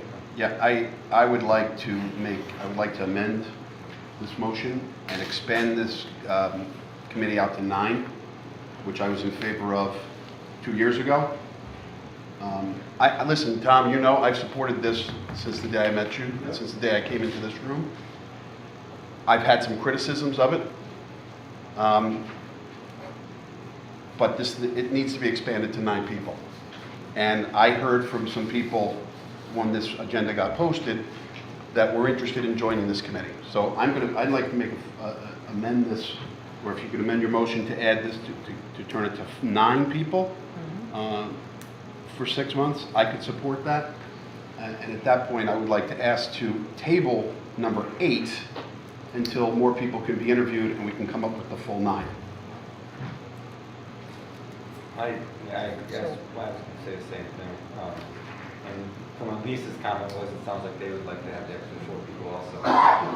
And I don't speak out of tune for you. is that- Listen, just like, Well, can I just say a couple things on that? Hold on, is that an actual Is that amendment? allowed? Right, we're still, just a second. Yeah, Okay, yeah. so you'd like to, I'd like to amend this. are you making, I would like to make a friendly amendment to I don't this. think it can be friendly. There's no such thing as a friendly, I'd like to, There I are would no like friends. to, no friends here, okay. I would like to see if you would consider rewording your motion Yes. to include 9 members from 5 members. Yes, I would. So, How would we do that? I'm going to withdraw my original motion. Before we go into discussion, Just a second, Mike. Walter, can you withdraw your second? I have to withdraw my second, yes, I withdraw the second. Okay. before we make the motion and go into discussion with the council, should we hear from anyone on the committee to see what their thoughts are on the? We'd have to go and make the motion to go into discussion, and in discussion we can invite someone in. Can I make a motion to go into discussion? We have to. We gotta make the motion first. We have Okay. to undo And it. then- We've now removed the motion, original motion and the second. I will now move for discussion and possible action on the creation of a temporary committee called Bike and Trail 2. Its temporary committee consists of 9 members with a term of 6 months. The scope of the Bike and Trail 2 is to be determined, and below on our agenda, you will see, let the record have a copy, the charge of the former Bike and Trail Committee. Do I have a second? Second, Now any discussion? Mr. Gold? Yes, so Tom, why do you want to expand to 4 people? Just Well- because a couple of people walked up to you and say, hey, I want to be on the No, committee? we built a $4 million sports field Yeah. with a committee of how many, Mr. Mayor? 14? Which The sport, committee? the, Two the building committee. You don't have the turf and track committee? We're looking at It was a, about we're 12. looking at a, 12. It was about 12. how many miles is this trail? 9? Looking at 9 miles, over $18 million. It'll take the next 20 years. I think we need more than 5 people from our community. Especially, I would like to make sure that whoever does come on this group of 9, at least 2 of them have heavy construction experience, just like I requested when we built the football fields. We have wonderful volunteers. I don't see anybody with any heavy construction experience. I know Tom. I know Tom has it. I know he writes for JCL. But we need people that do heavy excavating. We need folks that Tom, I got it. ride bulldozers, right? Tom. People that build bridges. It would be Tom. nice to have that Michael? as part of it. A member of the committee, I know we're not having a dialogue with them, but a member of the original Bike and Trail Committee, I asked her, and she stated, I quote, "They intended to have 9, and prior mayor changed it, brought it down to only 5. And it is a large, this is me now, it is a large charge for 5 people, So volunteers. are you thinking of keeping the same 5 on there and adding to the? Well, I think we need to interview everybody else that now that we haven't expanded this committee out to 9 and make sure that we have every option and we make it the ability for other people to get involved. Not that I have any problem with the group that's on here, but I think if we're going to make this decision and accept this report and move forward and spend the next 20 years building this, which I am 100% in favor of, we need to have a lot of minds on this and a lot of dialogue and a lot of input. So the motion on the table is for 9. Lisa. I'm sorry, Lisa. That's okay. I didn't see your And hand. I've got 2 people who expressed interest who I would call super users. Right. Avid runner as well as an equestrian, because that subject has been broached, that maybe there's some equestrian possibilities for usage. And, you know, I'm with you that if this is so important, and I think it is, and I stated earlier, I'm in full support of this. Let's get the manpower. They said to us multiple times, we're only 5. Yeah, I've heard that very Yeah. clear multiple times. It's only 5, you need more help. yeah. And I think that what we're all looking for is success here, Yeah, right? I'd like to I mean, hear- we all want this to be built. Mike? I'd like to hear from the committee, their comment on this. Yeah, I was actually prepared to Middle of them. make an argument in favor of the committee, but I just want to point out on the progress report that we provided, the second page includes a list of the efforts we've been involved with in addition to this trail. We took our charge as evaluating and promoting various opportunities to promote walking and biking, and the list is here. We, the complete streets plan, Route 7 safety audit.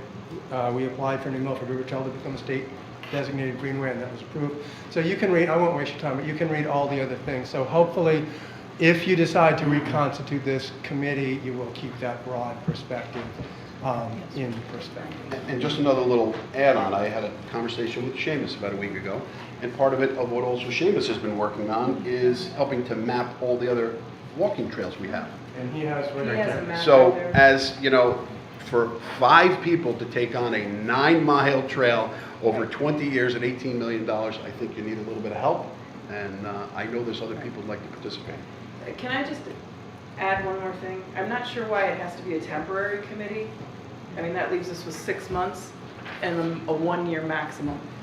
And this is a long-term vision. And I'm fine with broadening the scope to horse trails if it becomes horse trails or kayaking or whatever that may be. But I don't understand the logic behind 6 months, especially if you want metrics. Why would you do metrics as a 6-month? You want to look at over year, and you can't. We don't exist a year from now. So. Okay.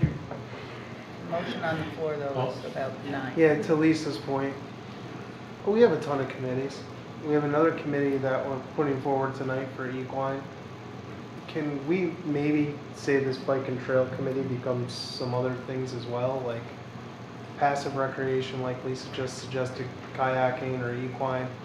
Because we have all these committees, and I have a real concern. We have the Riverfront Revitalization Committee, and a lot of these overlap, and I think we need to have a bigger discussion as it relates to how is there cooperation between all of these different committees? Because right now I know they're trying their best, but I don't think there's a formal structure in place. And I really think before we act on this, we should have this figured out as a council.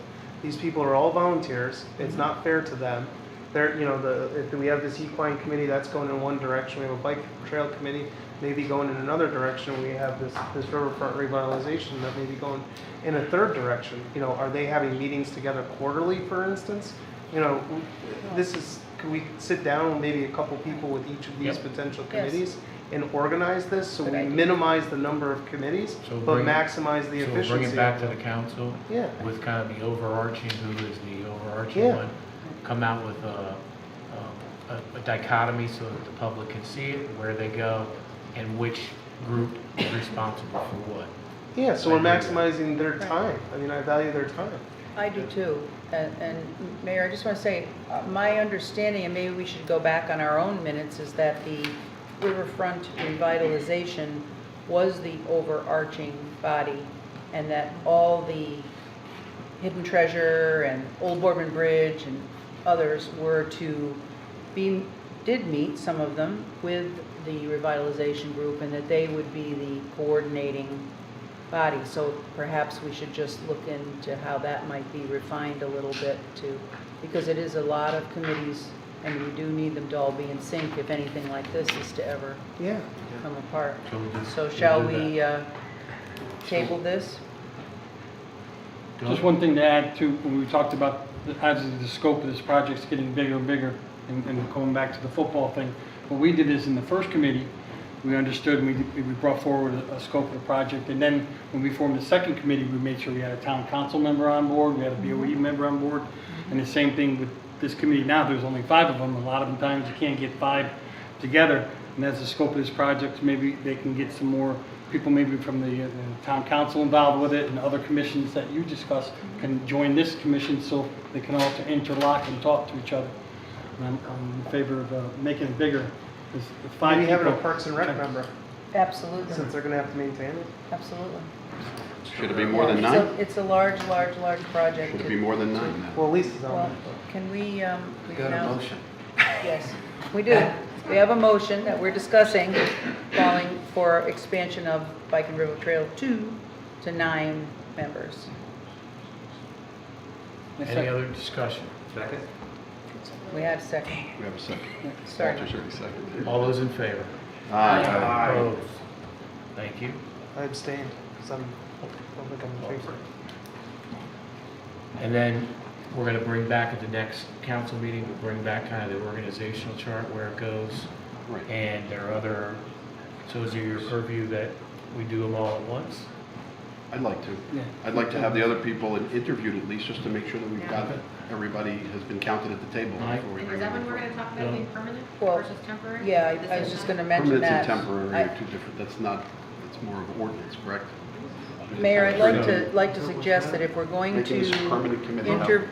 if we're going to interview to find people to fill this out to 9, I think it is then very appropriate in my view, and Lisa brings up a very good point. We have a lot of committees that expire, and it just takes a lot of time for everybody to, the council should discuss making it a permanent committee. Actually, I'd like to have a special meeting when all we did was talk to the trail and the bike and the equine and anybody else who wants to Can we get ask the town involved. attorney, in order for this to be more of a permanent committee, what do we have to do? You need to go through the ordinance process. The ordinance needs to be proposed, you need to go to a public hearing, and then it needs to be enacted into the code of ordinances to create a permanent committee. So we can't just hire a resolution of the council. But we need to start the discussion, so I think it's time to start the discussion. Yeah, I It'll do probably too. take us till their 6 months are up to come to a At the decision end on of the that. 6 months, we should make it permanent. Well, just so that I understand then, we don't exist, No, correct? We're about to vote on your existence right now. We're about to vote on your existence right now, but I'm in favor, you know. I think you voted on. We voted on your existence, it's just how We many. voted on the new committee Right. too, 9 people. and when we meet in 2 weeks, hopefully, we will have other people to add to make you 9. Right. So it'll be for a 2 weeks, temporary can you committee For now. just and then stay in limbo? perhaps permanent one. Right. So, You have 9 people in 6 That good? months. Tom, what, you were making a motion, is it to bring all 9 out? Yes. Right, I think we should All just 9 table, I think we names should for- table I number didn't- 8 until we've interviewed everybody else and bring all 9 names at the next meeting Right. so that this committee Are you making a can get motion? going. Well, he's got to say it. Are you making? I'd like to make a motion to table, I'd like to make a motion to table number 8 until we've interviewed everybody else that is interested in being on this committee. Second? Second, Okay. discussion, Doug. Mike? That's her second. I give it to her. The point of, you said with the turf and track, I don't forget you guys did a track, and thank you. Don't thank Appreciate thank the that. town people. Everyone's on the turf committee, now, no, this is track too. We should get a council person on this committee, if anyone here is thinking You're about it. volunteering. Well, I guess we'll see if somebody No. volunteers No, to be no. interviewed for it. I mean, there's a bunch of them right here.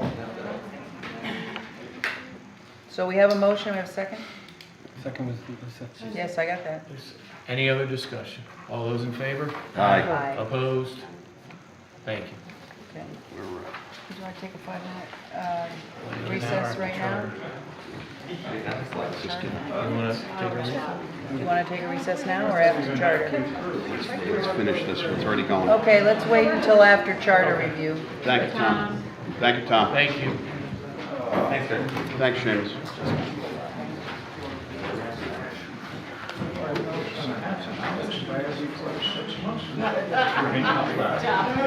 What you mean for that? Thank you.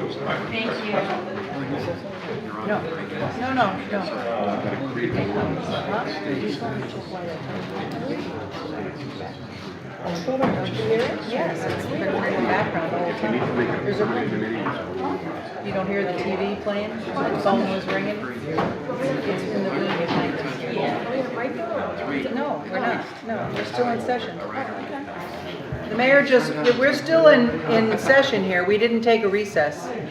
The mayor just went to find out why there's a television or a radio playing in the background behind us. So don't leave.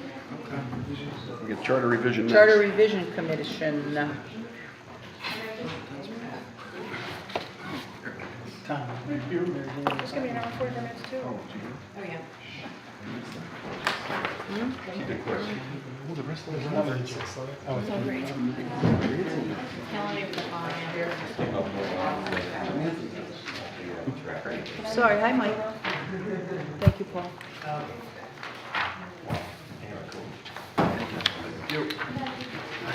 Find it? Thank you.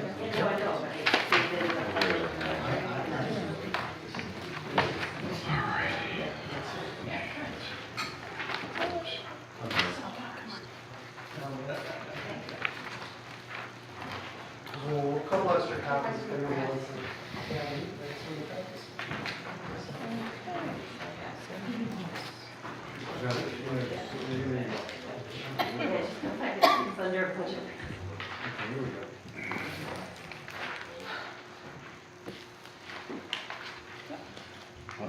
Killed it.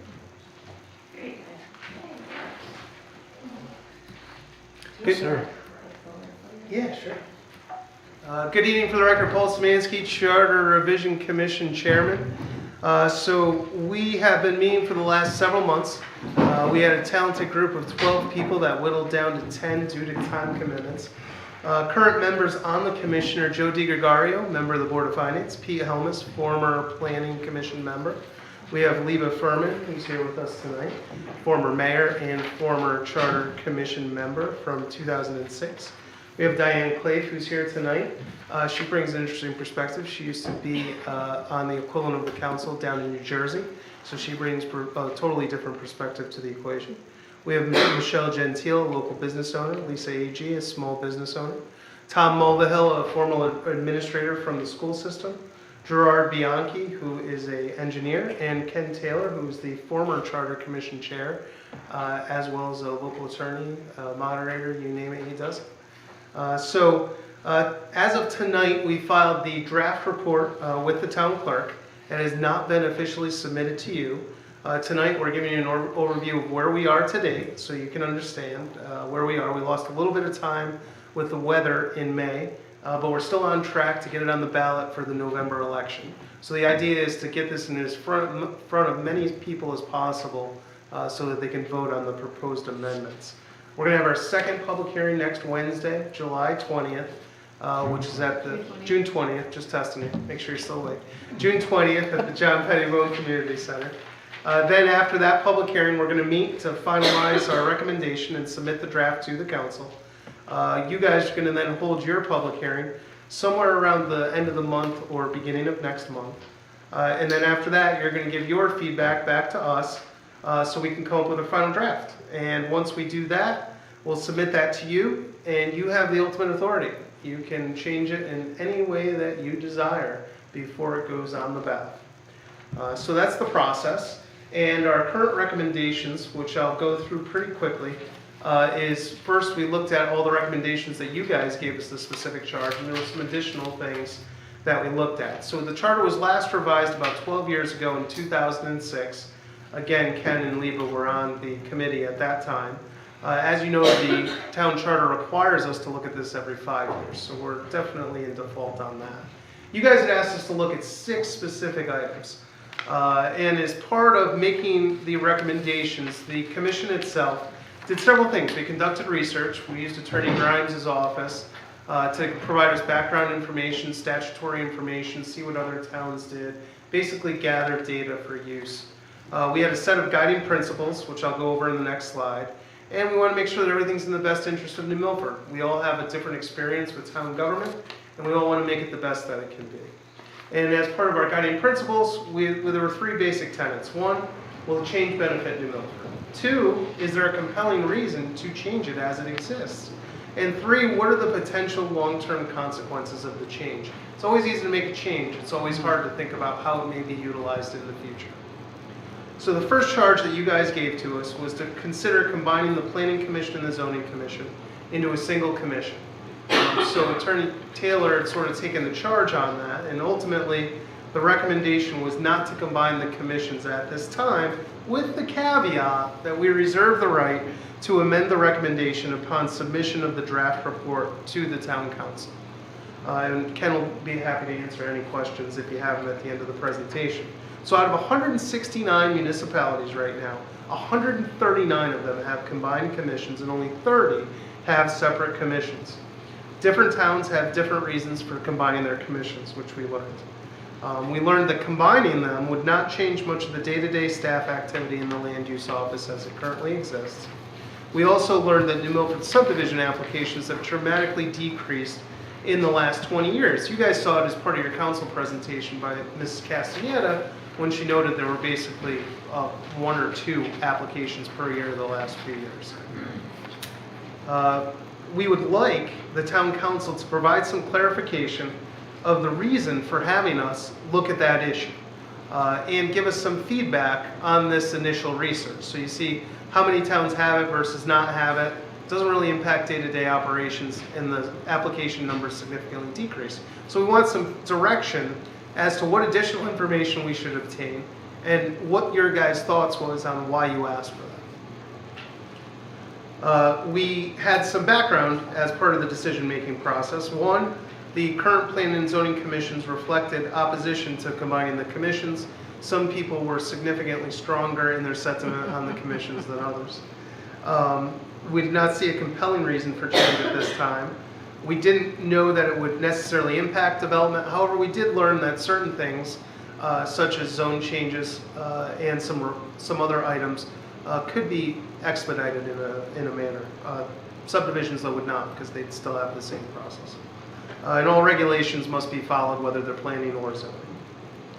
The next charge that you gave us was to examine the restoration of Board of Finance responsibility of post-referendum budget adjustment. And our ultimate conclusion was we agree with certain exceptions. So we're looking at returning to the system in place prior to the 06 charter revision. But the exceptions includes new check and balance to prevent the Board of Finance from overriding town council strategies for town improvement. So the current system right now is the Board of Finance proposes the initial town budget after it goes through the mayor's recommended budget to the council and then to the Board of Finance. If the budget is defeated, the Board of Finance has no role in the budgetary process afterwards. It's only the town council. Prior to 2006, if the budget was defeated, it went to the Board of Finance and not the town council. So the rationale of the commission was that the town council and the Board of Finance are 2 distinct offices with 2 distinct responsibilities. The town council, they're an extension of the legislative authority, and the Board of Finance is the fiduciary body of the town. We believe that the skills and talents suitable for one office are not necessarily suitable for the other office. Typically, Board of Finance members have more of a financial background, whereas council's more of a policy-making background. Compared to many other municipalities, New Milford operates outside the norm.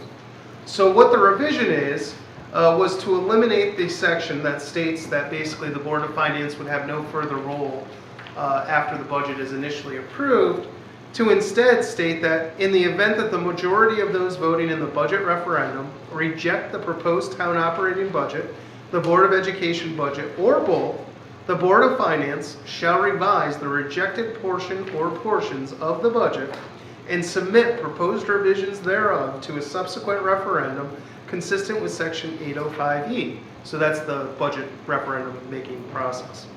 Within 2 days of business days of a special Board of Finance meeting, a majority of the town council may petition the mayor to call a special town council meeting to override Board of Finance revisions. At the special meeting, a 2/3 vote of the entire town council, whether present or not, so that would be 6 members, may overrule the Board of Finance revisions to the rejected budget or budgets and approve alternative revisions to be voted on by the ensuing referendum. So do you guys understand that? So basically, if the budget fails, it goes to the Board of Finance. If 5 members of the council petition to have a special meeting, it could only get overturned by 6 of the 9 members of the council. The next charge was to consider making all terms for appointed boards and commissions 4 years. So what we did was we created a new section 704, which reflects and clarifies the composition of existing boards, commissions, and authorities, and ensured that none exceeded 4 years. Right now, there's a real just mixture of smorgasbord of everything. So we're trying to provide some consistency. It was pretty simple revision in that case. The next charge was to consider whether the charter should contain the code of ethics. We recommend that the code of ethics remains in the code of ordinances because any modifications to it can be made much more easily than by charter. Further, we believe that it should contain reference to the code of ethics in the charter itself, which currently it does not. And the Code of Ethics is enumerated in Chapter 6B of the Code of Ordinances today. So we're proposing a charter revision to incorporate a new section which basically states that, and that the Code of Ethics shall be reviewed at the commencement of a charter revision commission, which, as we discussed earlier, is every 5 years. So basically, we're now saying the Code of Ethics shall be reviewed every 5 years, as opposed to right now where it's kind of silent on the subject. Town clerk and tax collector, you asked us to consider whether the town clerk and tax collector should be appointed or elected positions. Our recommendation is to maintain the current practice of electing these positions as reflected in the current charter. Bless you. Our rationale was the following. 1, there is no compelling reason to change. 2, the positions operate independently of an elected mayor and council.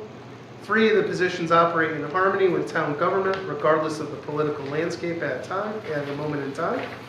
4, there is no measurable increase in efficiency by changing the positions to be appointed. And last, it could create a risk of limiting the candidate pool.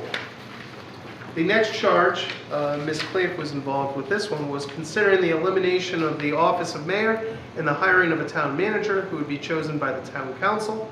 Our recommendation was that New Milford should maintain the current practice of electing a mayor every 2 years, and that there's not a need to hire a town manager at this time. The rationale was that hiring a town manager removes decision-making power for the town's chief administrator away from the voters and places it with the council. 2, there's no compelling reason to change. 3, voter turnout and public participation could decrease. That's something that we saw in the research that Attorney Grimes had performed. 4, in the last 15 years, all 7 attempts by Connecticut towns to implement the town manager form of government failed. So every single time it was tried, it failed. During that time, 2 towns actually eliminated the town manager form and went back to electing a mayor. There were other issues raised by the public as part of the public hearings that we held and public comment that we allow at every meeting, as well as the Charter Revision Commission itself. Some of those things were the wording of the budget advisory questions, the number of members on the Board of Finance, the partial passage at a budget referendum, the scope of the Director of Finance's authority to invest funds, to conform the Charter's town meeting chapter to the statutory scheme, and last was a new section regarding the chief of police. So the first was to clarify. On the next page. On the next page. More. Got the next page? Yeah, there's more things. No, Oh, go back. Yeah, More things considered. one more. So there was 3 other items. Next page. No, slide 22. Yeah, so the other items that we considered as well was clarification of elected officials' vacancy terms. That happened within the last year, which we'll talk about. LIBA was really good on clarification of general powers and procedures records, compensation for all elected appointed officials, and LIBA was our manager of all grammar and wording. That was one of our most exciting meetings, I must say. And then also town meeting appropriation threshold adjustments. And we also made language changes to correct statutory references for clarification and for consistency. So the intent is we saw a lot of things in this document where we could change some minor wording and eliminate a ton of arguing between people. So the first item that we looked at was if the budget is defeated, do you wish to see the amount appropriated for general town government or education increased? Right now, it's yes or no. We feel that doesn't give enough guidance, so we're proposing new language which says, is this amount proposed too high, too low, or adequate? This way it's crystal clear. There's no guessing. So we hope you're in favor of that. And right now there's an argument taking place of what does increased mean? So we think this will clarify. Slide 25. Interestingly, Board of Finance is the only elected board with an even number of members and an even number of alternates. And today, if there's a tie, the mayor breaks the tie, which is quite curious. Very. So what we are proposing is the Board of Finance to have 7 elected members and 3 appointed alternates. So that makes it crystal clear, removes, it's not saying there'll never be a tie, but we certainly want to decrease the potential for a tie. Because we feel that board should be able to make its own decision with no offense, without the mayor's decision making in it. Next was partial passage at the budget referendum. So the question is, if one budget passes and the other budget is defeated, should the approved budget be reconsidered at a subsequent referendum? So we are recommending that if one budget passes, it should be adopted and not subject to further revision or referendum. So it would change from the current practice where if one fails, both fails. We believe this reflects the will of the voters.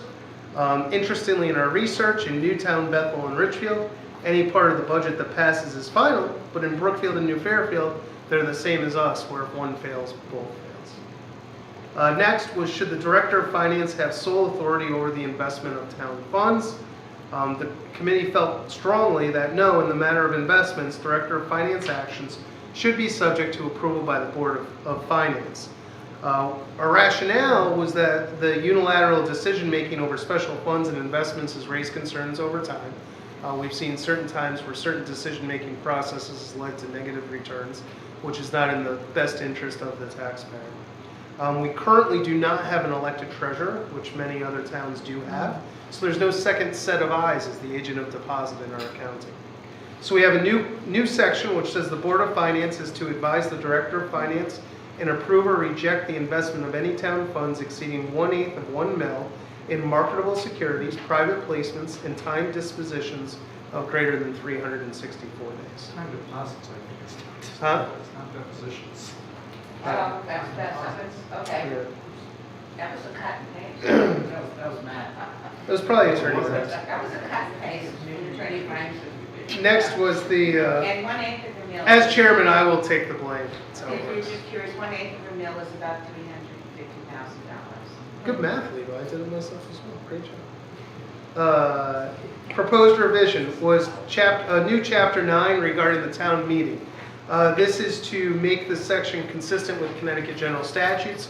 There's a bunch of inconsistencies, so this was internal housekeeping items that we did. We're also proposing to clean up the police department. They had their own section, which was unique to the police.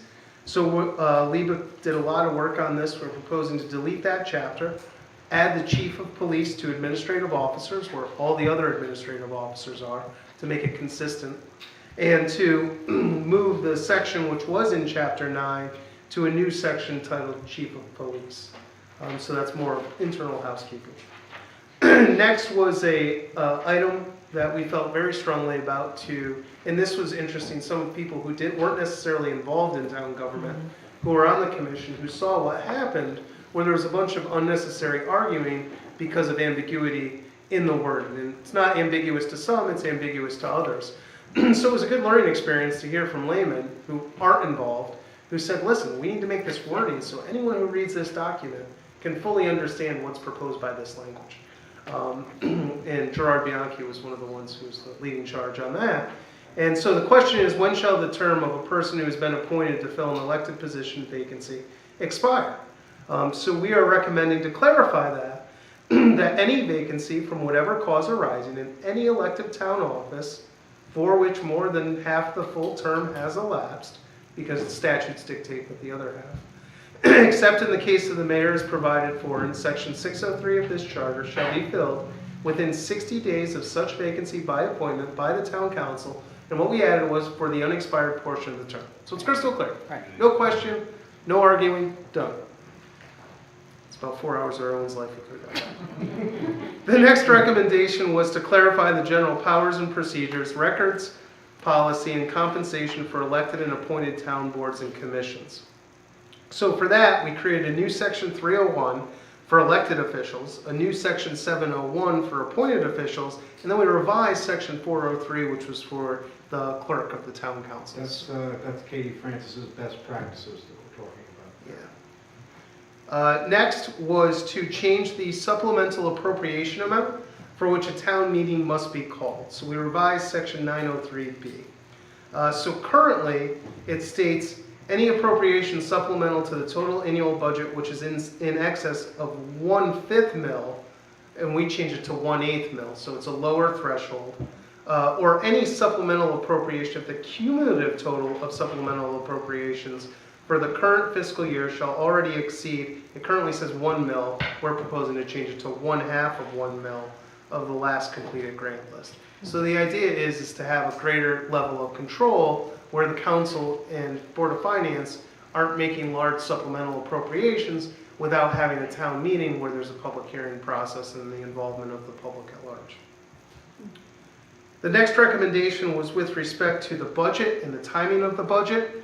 We revised section 502E, which states that all department budgets, including the Board of Education budget, shall be submitted to the mayor and the director of finance by the first business day in February.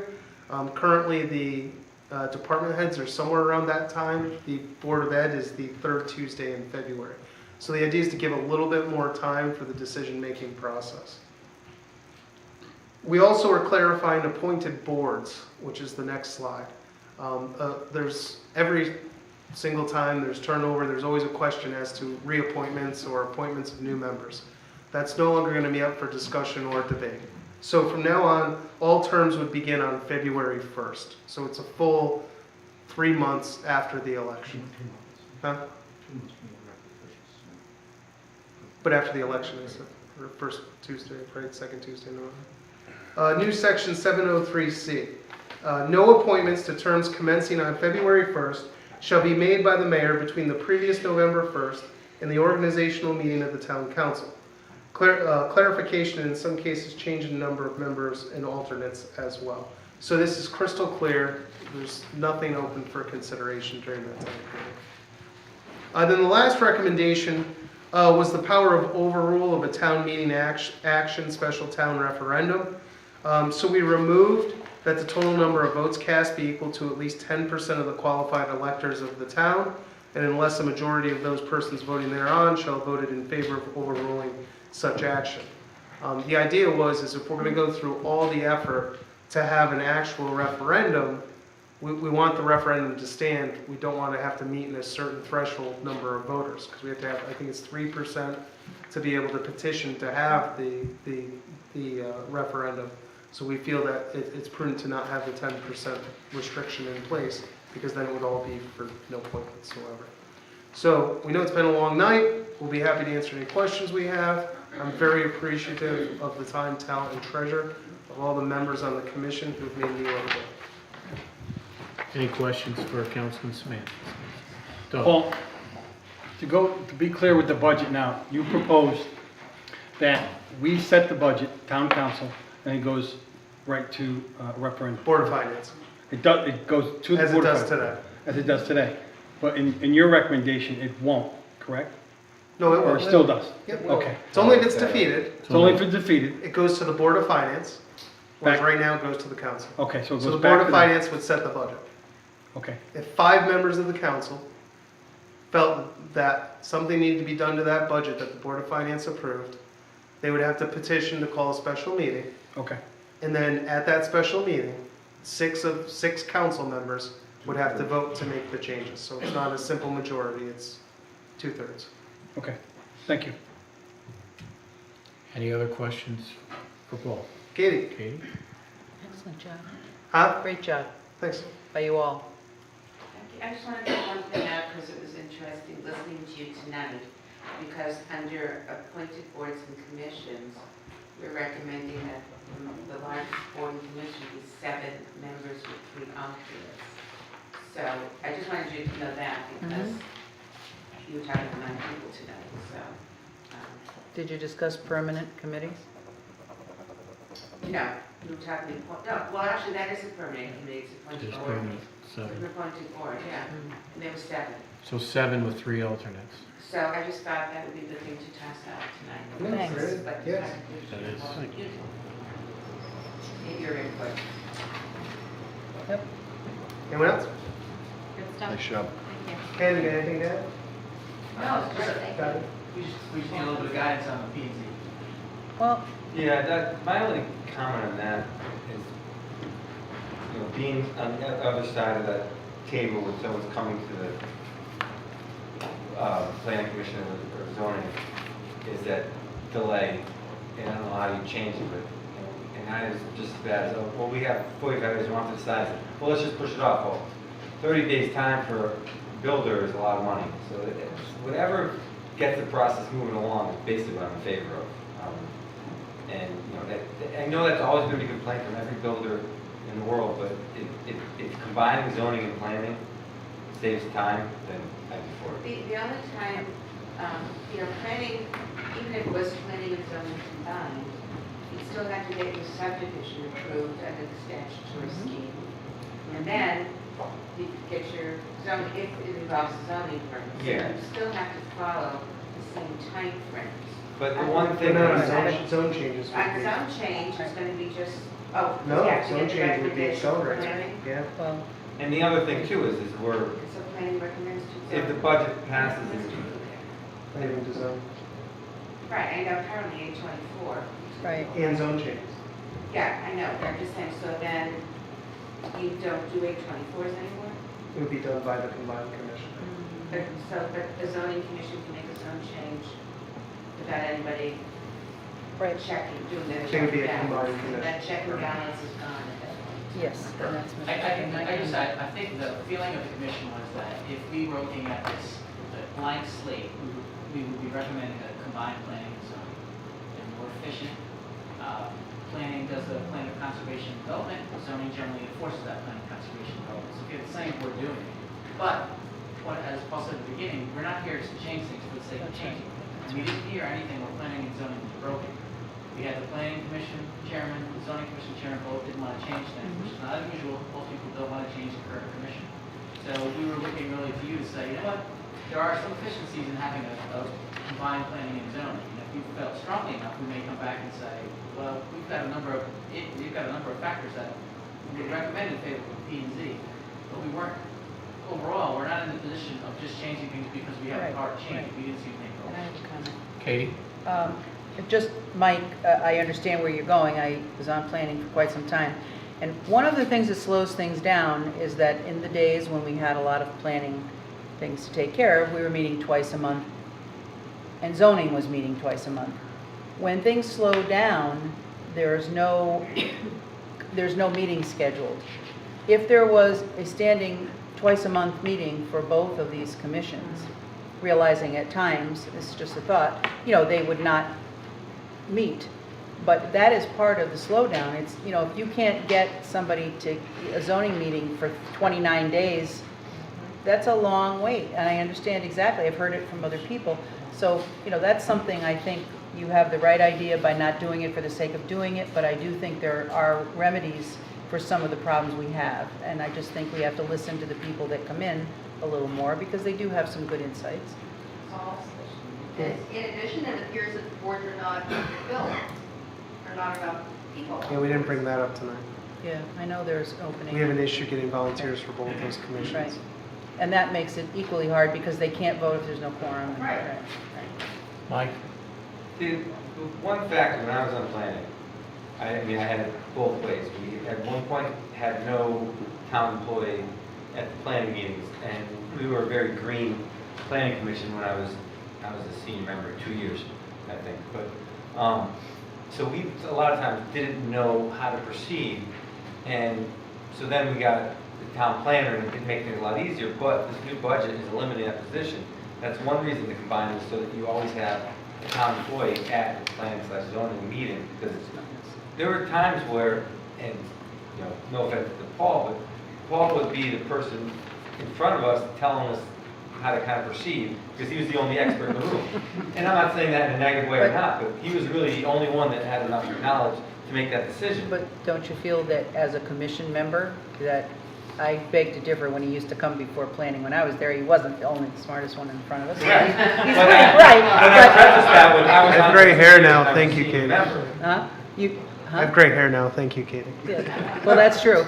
But But I I think said it's that we also were a also matter meeting. of how much, we need to fill the vacancies, number one, and I think that in any commission or board, you need to understand, and that's probably maybe part of the reason why we haven't filled some of these, that there are charges, there are responsibilities, there are things you need to learn, and I think perhaps sometimes we let those slide. But in the olden days, we had to know our stuff, so. So kind of what you're looking for now, Paul, if I'm correct, is any other We want concerns direction. or direction Tonight? from the council? Yeah. So if you guys could email Oh, you Councilman don't want to say it. Szymanski. Actually, email, we have a group email, Yes, you do. instead of just emailing me. Matt, what's that email address? charterrevision@newmilford.org, so. This way it goes to all the members right away. So if you have any thoughts, if you could opine. And what's our To the time frame? members? What would you like those done? June 20th is our next public hearing, so we'd like a week from tomorrow. So you'd or like to have them Tuesday. by the end of the week, Yeah, that would be great. which So is they- June the 15th, correct? Yep. Okay. But just back to my point, the planning commission, as of, if the budget passes, will be the only meeting that doesn't have the town employee at it. No, Is that's that wrong. correct? No. That's totally incorrect. Who else, what are the land uses, doesn't the zoning? Conservation Commission doesn't have an employee at it. There's several other boards and commissions. Aging? Economic Development Commission, Commission on Aging. Does Youth Agency have Mark on it? Well, I'm more talking about one week when we have to make decisions for the town. Well, you can send your email. Yeah.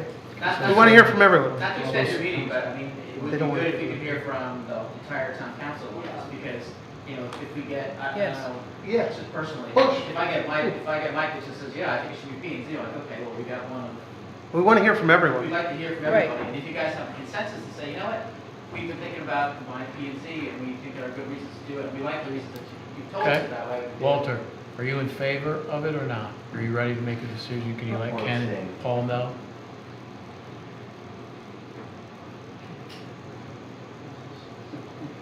Sure, put me on the spot. Sorry. We're all going to be put on the spot, Walter. You're just the first Well, one. does he have the right to I- say he's not I- sure? Yeah, that's what I just said. If he doesn't Yeah. want to say it, you don't have to. Want to think about it? You think about it. I would rather sit on it. Sure. Mike? I'm just presenting, Ken? I'm just presenting Mike? a different opinion. I'm Are not you- saying I'm for or against, because I'm still not sure. Okay. But not I just sure. want to give you the That's side two not sure. of mine. Okay, so is anybody here sure? No one's sure. So sorry, Ken.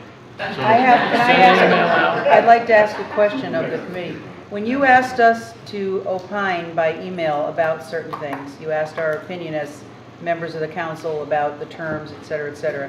Did all council, you don't have to name them, but did all council members respond to you? No. Okay, so say that email one more time.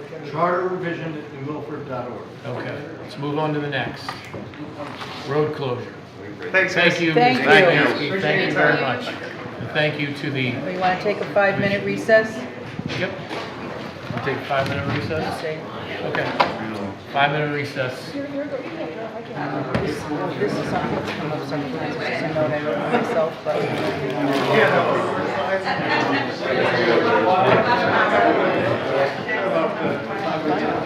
All right. Katie, how long are you Waiting for When you got on it, how long were on it? rolling the theory together. Like, he was on There for a weren't while. all kinds of, there were missing a couple people when I came on. I think Pete had been on.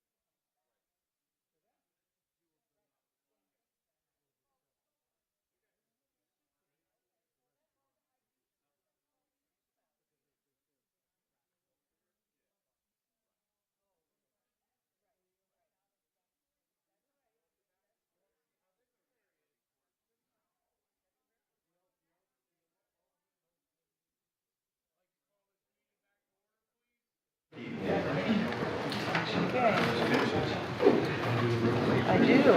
Okay. I'd like to move to temporarily close the southern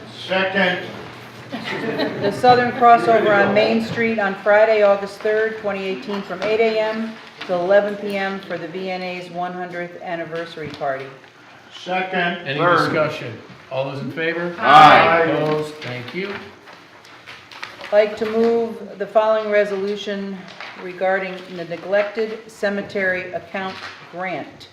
Resolution authorizing Pete Bass, Mayor of the Town of New Milford, to apply for and accept on behalf of the town a grant from the neglected cemetery account. Mayor Bass is also authorized to enter into and execute any and all agreements, contracts, and documents necessary to obtain said grant should the town be selected for the grant award. Second. Any discussion? Tammy, did you want to say something since you please So entertained by your discussions and presentations this evening, I would love to take a moment to explain to you what it is you're authorizing Mayor Bass to sign.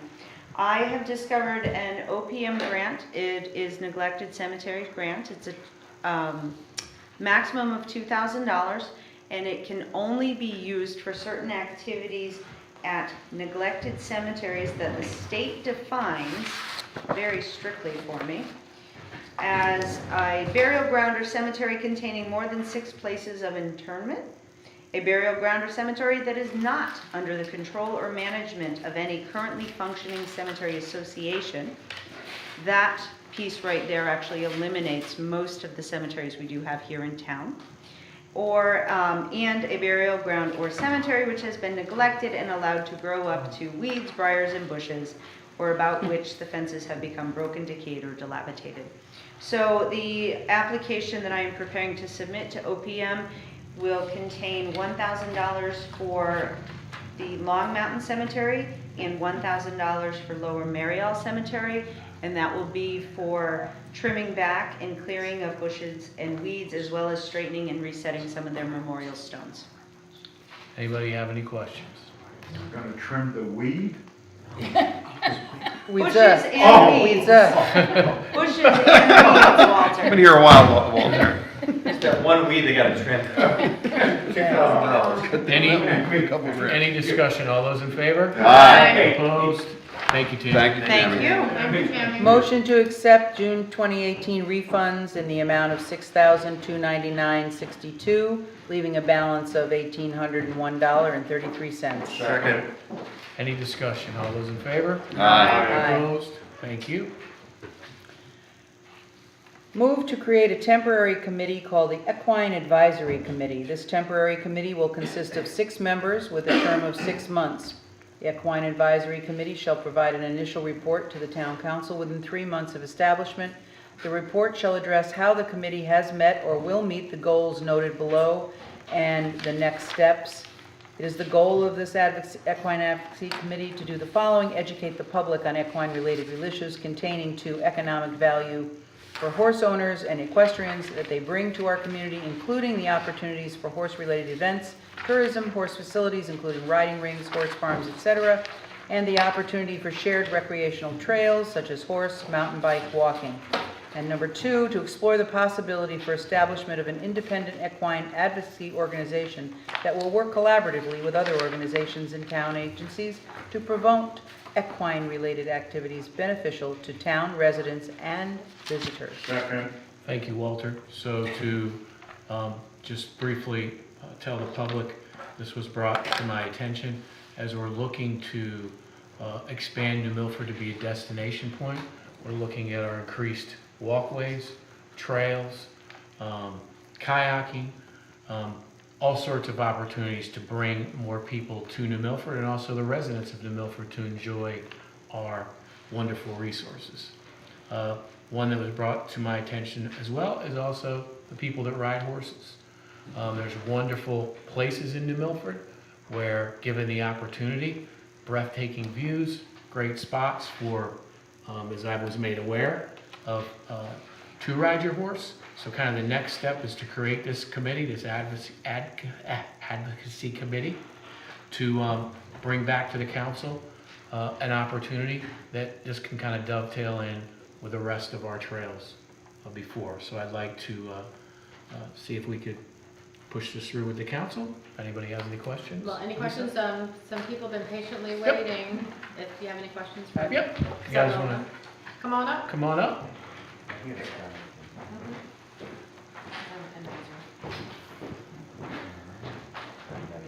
And if you could state your name.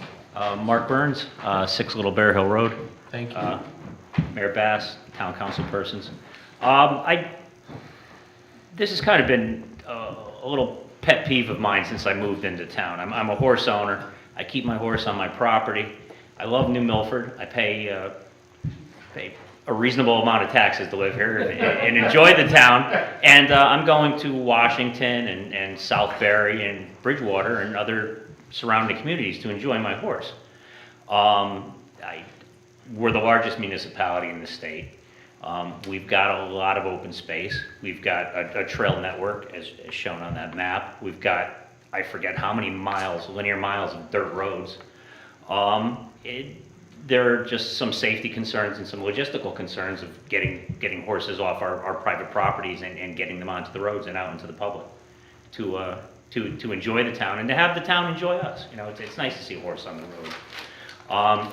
To back up against that, not only the people in town that own horses, as of 2009, there were $60 million worth of horses and horse-related businesses in Litchfield County.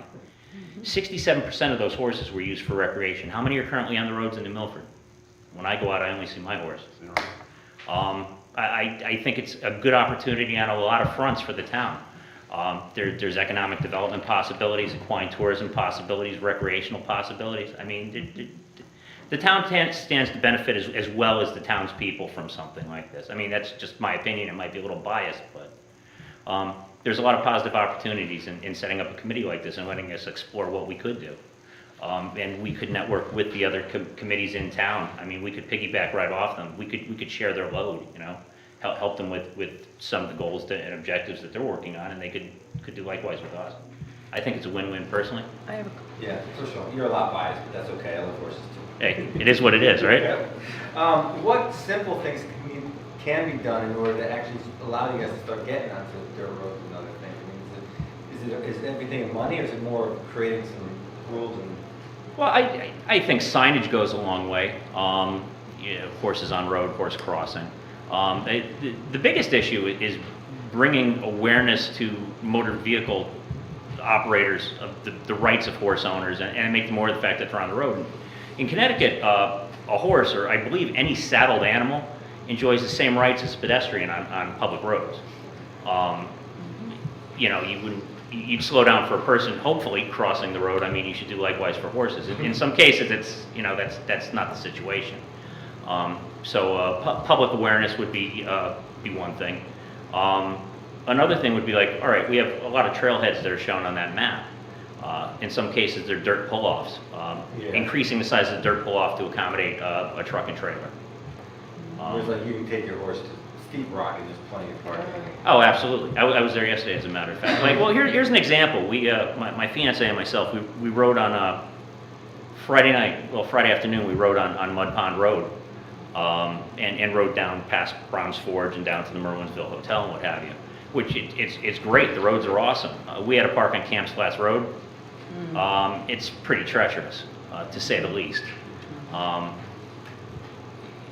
You know, if there's a town easement on the side of the road, I mean, it just simply to mow it, you know, so you could see if there are any sort of obstacles, anything that would puncture a tire or hurt a horse's foot or a human foot. Katie? Mark, do you know, you heard us talking tonight about the sharrows, which are for bikes and, in our multiple use area? Yes. Is a horse appropriate for riding in a sharrow? That I don't know. I know that they're legally allowed in the state of Connecticut on public roads. So that would be that's a pretty wide space. Yeah, but I'm going to interject here. I'm not going to trailer my horse somewhere to ride on a road. I'm going to trailer my horse to ride on a dirt road back in nature, or or a but soft to get, trail. I mean, I'm talking about to get somewhere. If you couldn't find a place to put your trailer, I know you wouldn't want to just ride down Grove you're Street. saying use one of those parking Well, spots. I'm just It would depend on how far. Asking, yeah. I would Right, not you wouldn't ride want to a go down horse. Grove Street or anything. I would not ride a horse on Pickett, I would ride it on Grove Street. Exactly. No way. That's things you can bring back to the council. Right. Yeah. Any other Oh, questions? thank you. Tom? Would you also expand this out to looking at potentially encouraging a equestrian type of development where people would potentially develop a piece of property? I know there's not a lot of that going on right now.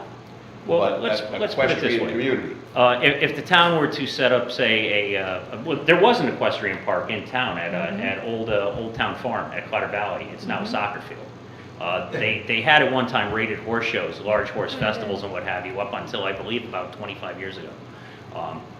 No, I'm thinking more in the terms of somebody doing a development that's geared to the horse community. Like, Well- there's been a lot of that around the country where Right. a person comes in and develops, they want to keep it more rural and more open as a farm, but would consider a common riding rink or common amenities for the horse owners. Right. So there's, you've got 10 houses, in the middle is large open space, you got the ability for trails, I don't think that's Mark's intention, but if you need some ideas, I got plenty of No, I'm just saying, would you consider that? Would it be something that you guys, as part of this committee, could expand out to discuss? I'm not saying It's your something, charge, I'm sure it's something that could be so looked that it at. could be discussed.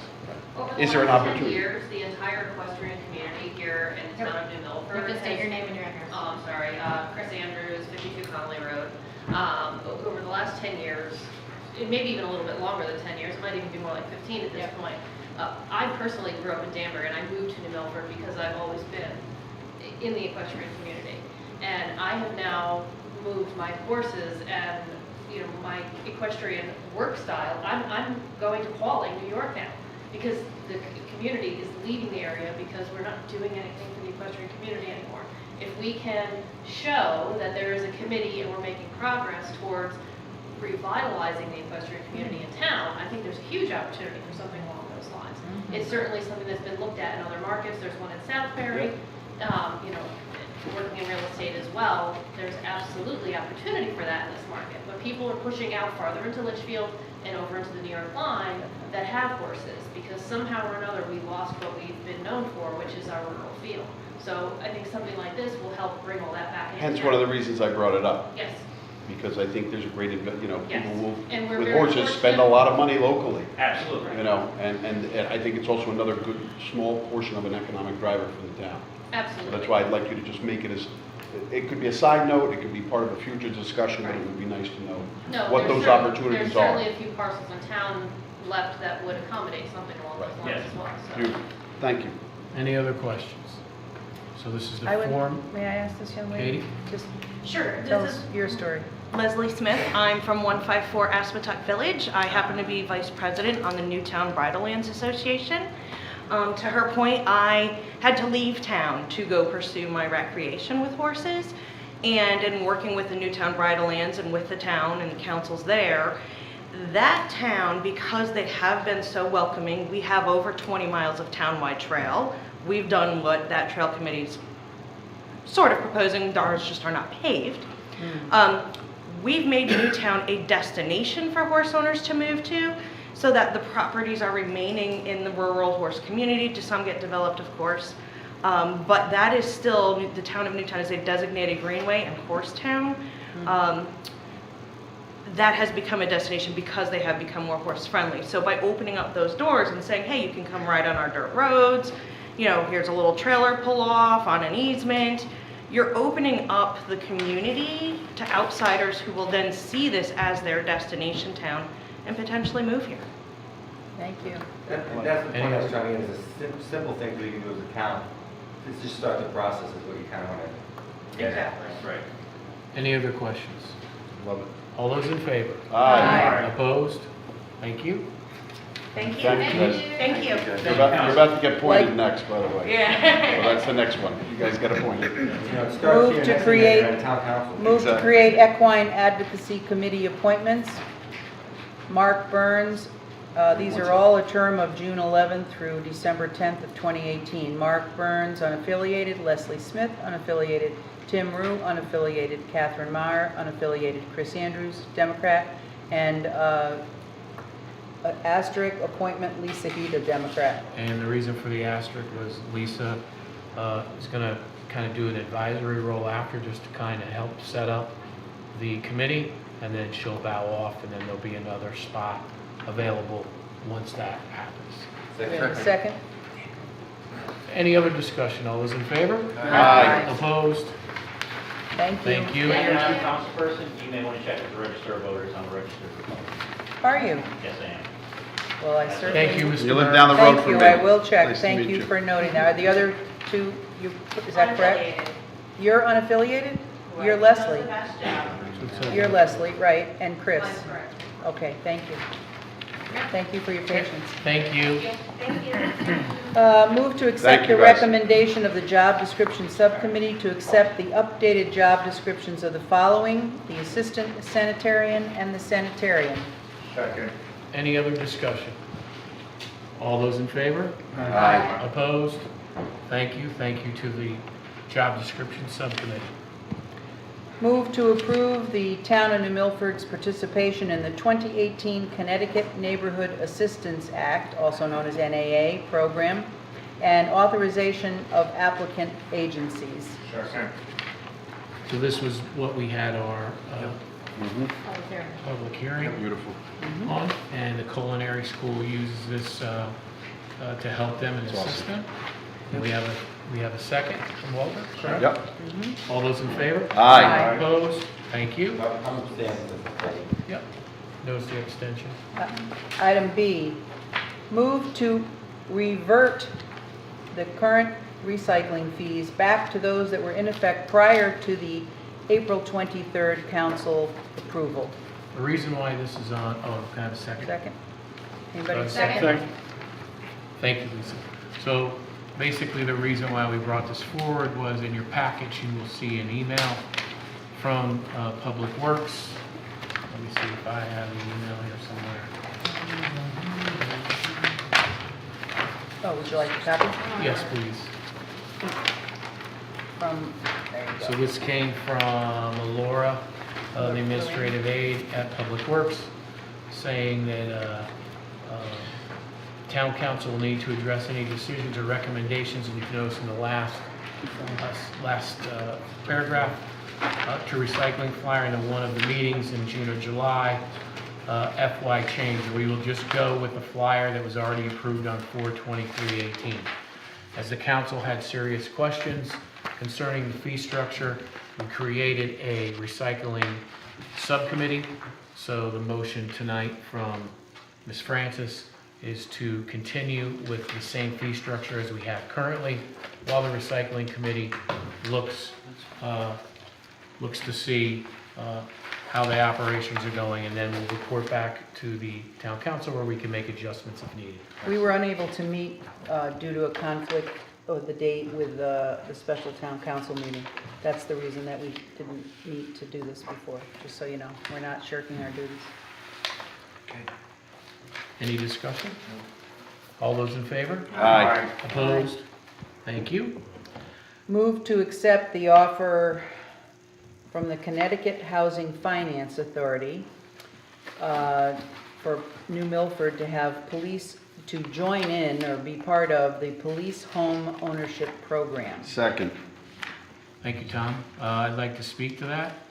So, as you have in your packet, the Connecticut Housing Finance Authority, they offer special programs, mainly to first-time home buyers. They also have a special one for police, which I found very interesting and much needed for our town. So basically, this allows New Milford police officers the opportunity to purchase a home with little to no money down. Why is that important? It keeps our police officers vested and living in our town. Yeah. Certain towns you can see that are already participating are Bloomfield, Bridgeport, Cheshire, Danbury, East Haven, Enfield, Hamden, Hartford. The list goes on. I would like New Milford to be part of that. Absolutely. So with your permission, I would like to have us in here. All those in favor? Aye. Opposed? And what I'm going to do is we have an actual thing to sign, And I'll just ask you through the week to come out and sign it. We can give it to Chap if that's okay with everybody. How long for them to get their flyer updated with our name on it? I will ask them as soon as we send it. It'll probably be kind of instantaneous because this is off the website, so okay. they'll be able to do that. Okay, Okay. next. Move to put the council into executive session, calling in Attorney Grimes Personnel. Greg and Valero. Greg Valero. This is for the proposed dispatch contract, 2018 to 20. Item A, proposed dispatcher contract works from 2018 to 2021. And There is an Taylor, too. error, Tax assessor. there is an error on your, Agenda. excuse me, I read that. Oh, 2021, that's a typo on our, what is on the contract is correct. Also like to ask Attorney Ms. Ken Taylor to join us. Yep. And the tax assessor. No, that's for the different. For later. This is for the dispatch. Sorry. But if you're making the motion to go in for both, then we're gonna invite Kathy into the second one. Just making the motion to go into one. You want to make it to go into two, Mayor? Do them one by one. Thank you. All right. Thank you. Yep, all in favor? Aye. Opposed? Thank you.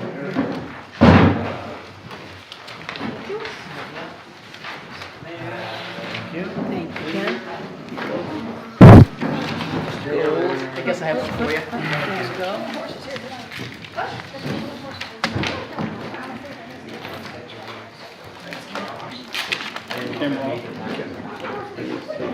Motion after.